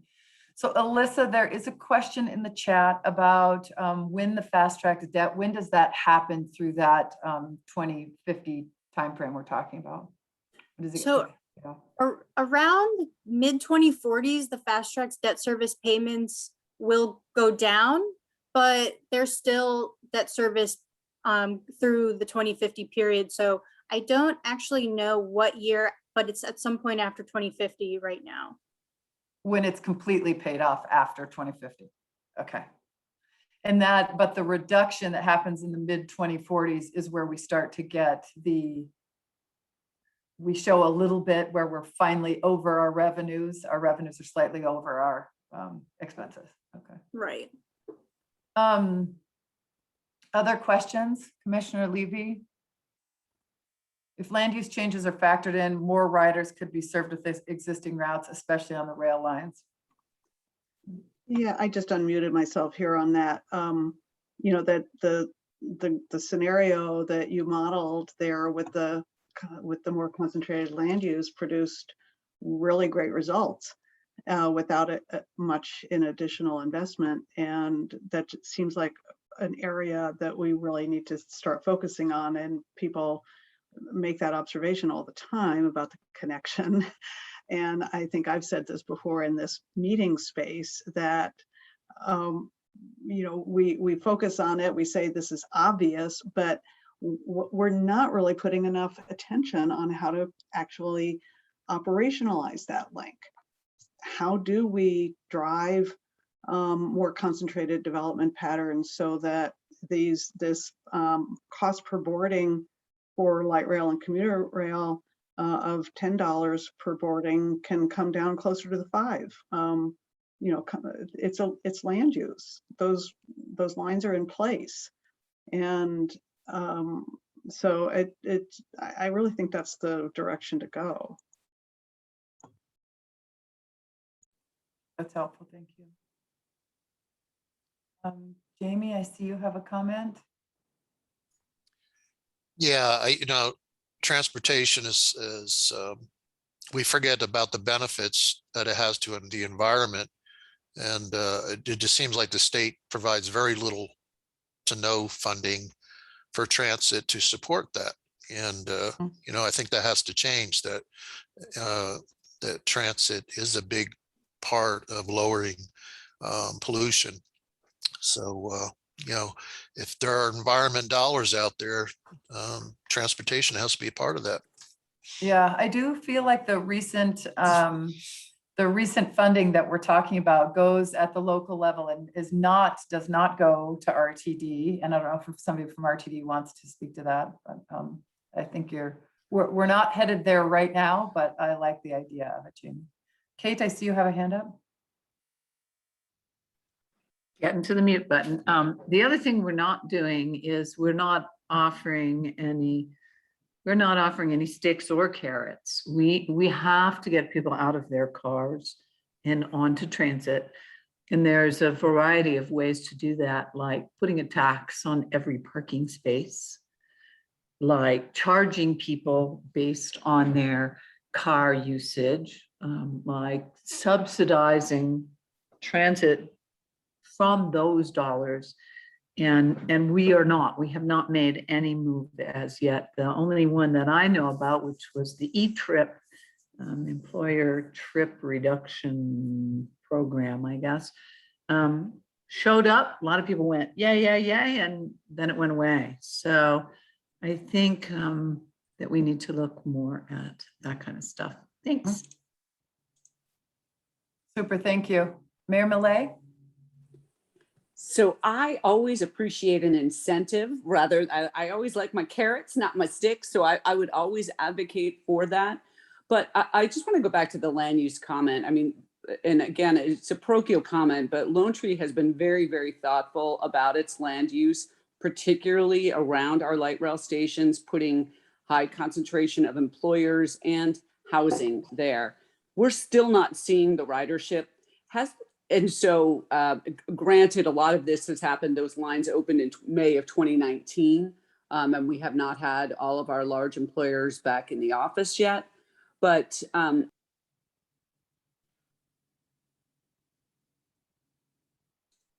oh, Jackie, I think you muted.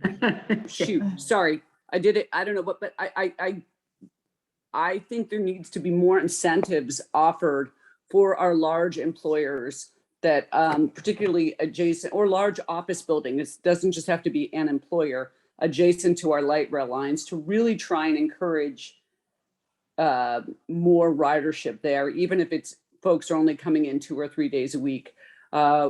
You know, Lone Tree started a shuttle service that the city paid for with our business partners to get people from the RTD stations to the large employment centers when the light rail wasn't there. And I guess I would like to see RTD leaning in more in an incentive program to get ridership. And I think that could make a difference. That's great, thank you. Kay, do you want to jump in? I see you're in the chat about land use. Do you want to ask that question? Yeah, just a curiosity about, how those conversations happen now. It sounds like, Mayor Millet has been very coordinated with RTD and what they're doing potentially, but what about other jurisdictions that, thinking about Aurora, and there's a ton of houses going in 3 miles from the A line, like, which, how can we be more proactive such that we're not reacting to situations that are making provision of transit service more difficult?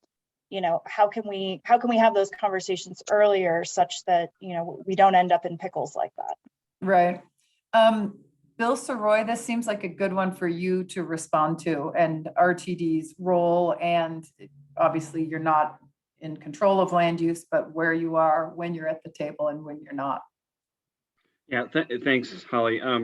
Typically we're involved extensively with the jurisdictions as they're doing their plans around stations, which usually incorporates a kind of a radius of about a half mile to a mile around the station. So that's the focus area.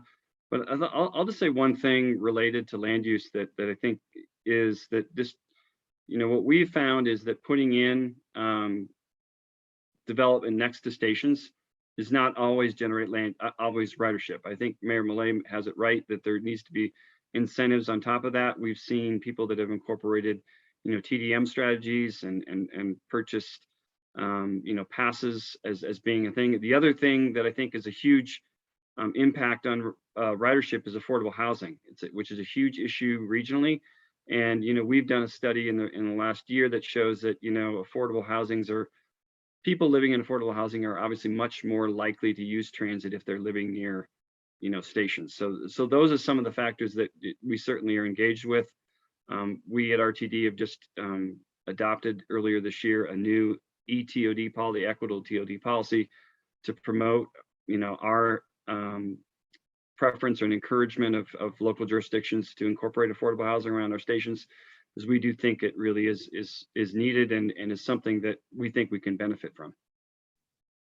I guess a follow on there, you know, what about the developments that have 3-car garages? Like, are those, these are, $600,000, $700,000, $800,000 houses with 3-car garages. Like, how can you get to those developments and say, okay, we can still provide transit to you even though you have a 3-car garage, right? Like, what's the other end of the spectrum look like? Because in many cases, those are the households that are putting, 3 or 4 cars on the road every day. How can we serve them? Well, a couple of things on that. I think, transit, one in terms of transit's fundamental, we do need density to serve it. So having fixed route transit that serves some of those lower density areas is really difficult and challenging for us. I mean, we really, especially in an era of constrained resources.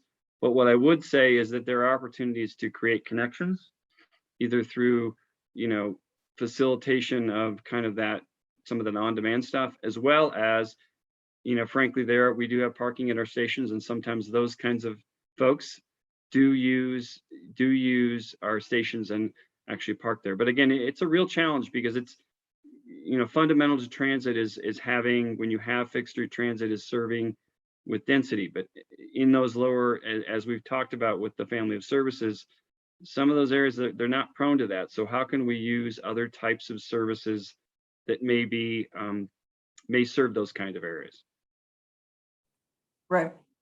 And that may be part of your partnerships with the local communities as well in that piece. Jill flags in the chat about when we're talking about leaning into incentives potentially being fare free. And of course, I think this group is aware that RTD is currently embarking on a fare equity analysis study.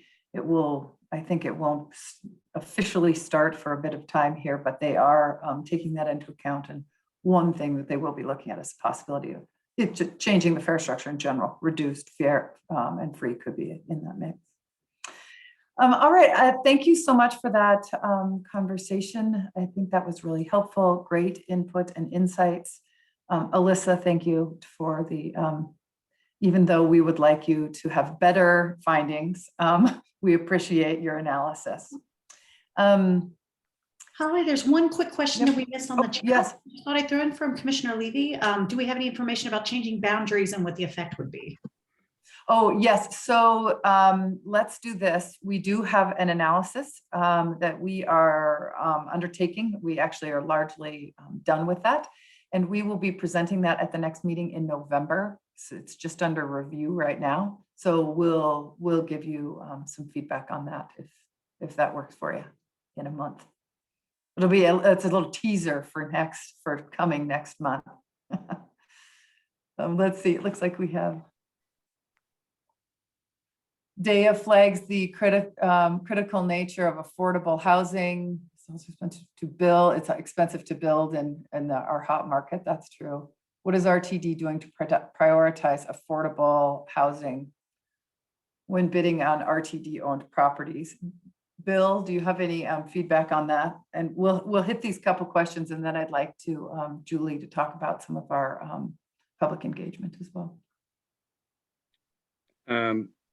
I'm sorry, I was paying attention to something else. What was the question again? That's all right. In the chat, there's a comment from Dea regarding is RTD doing anything to prioritize affordable housing on properties owned by RTD?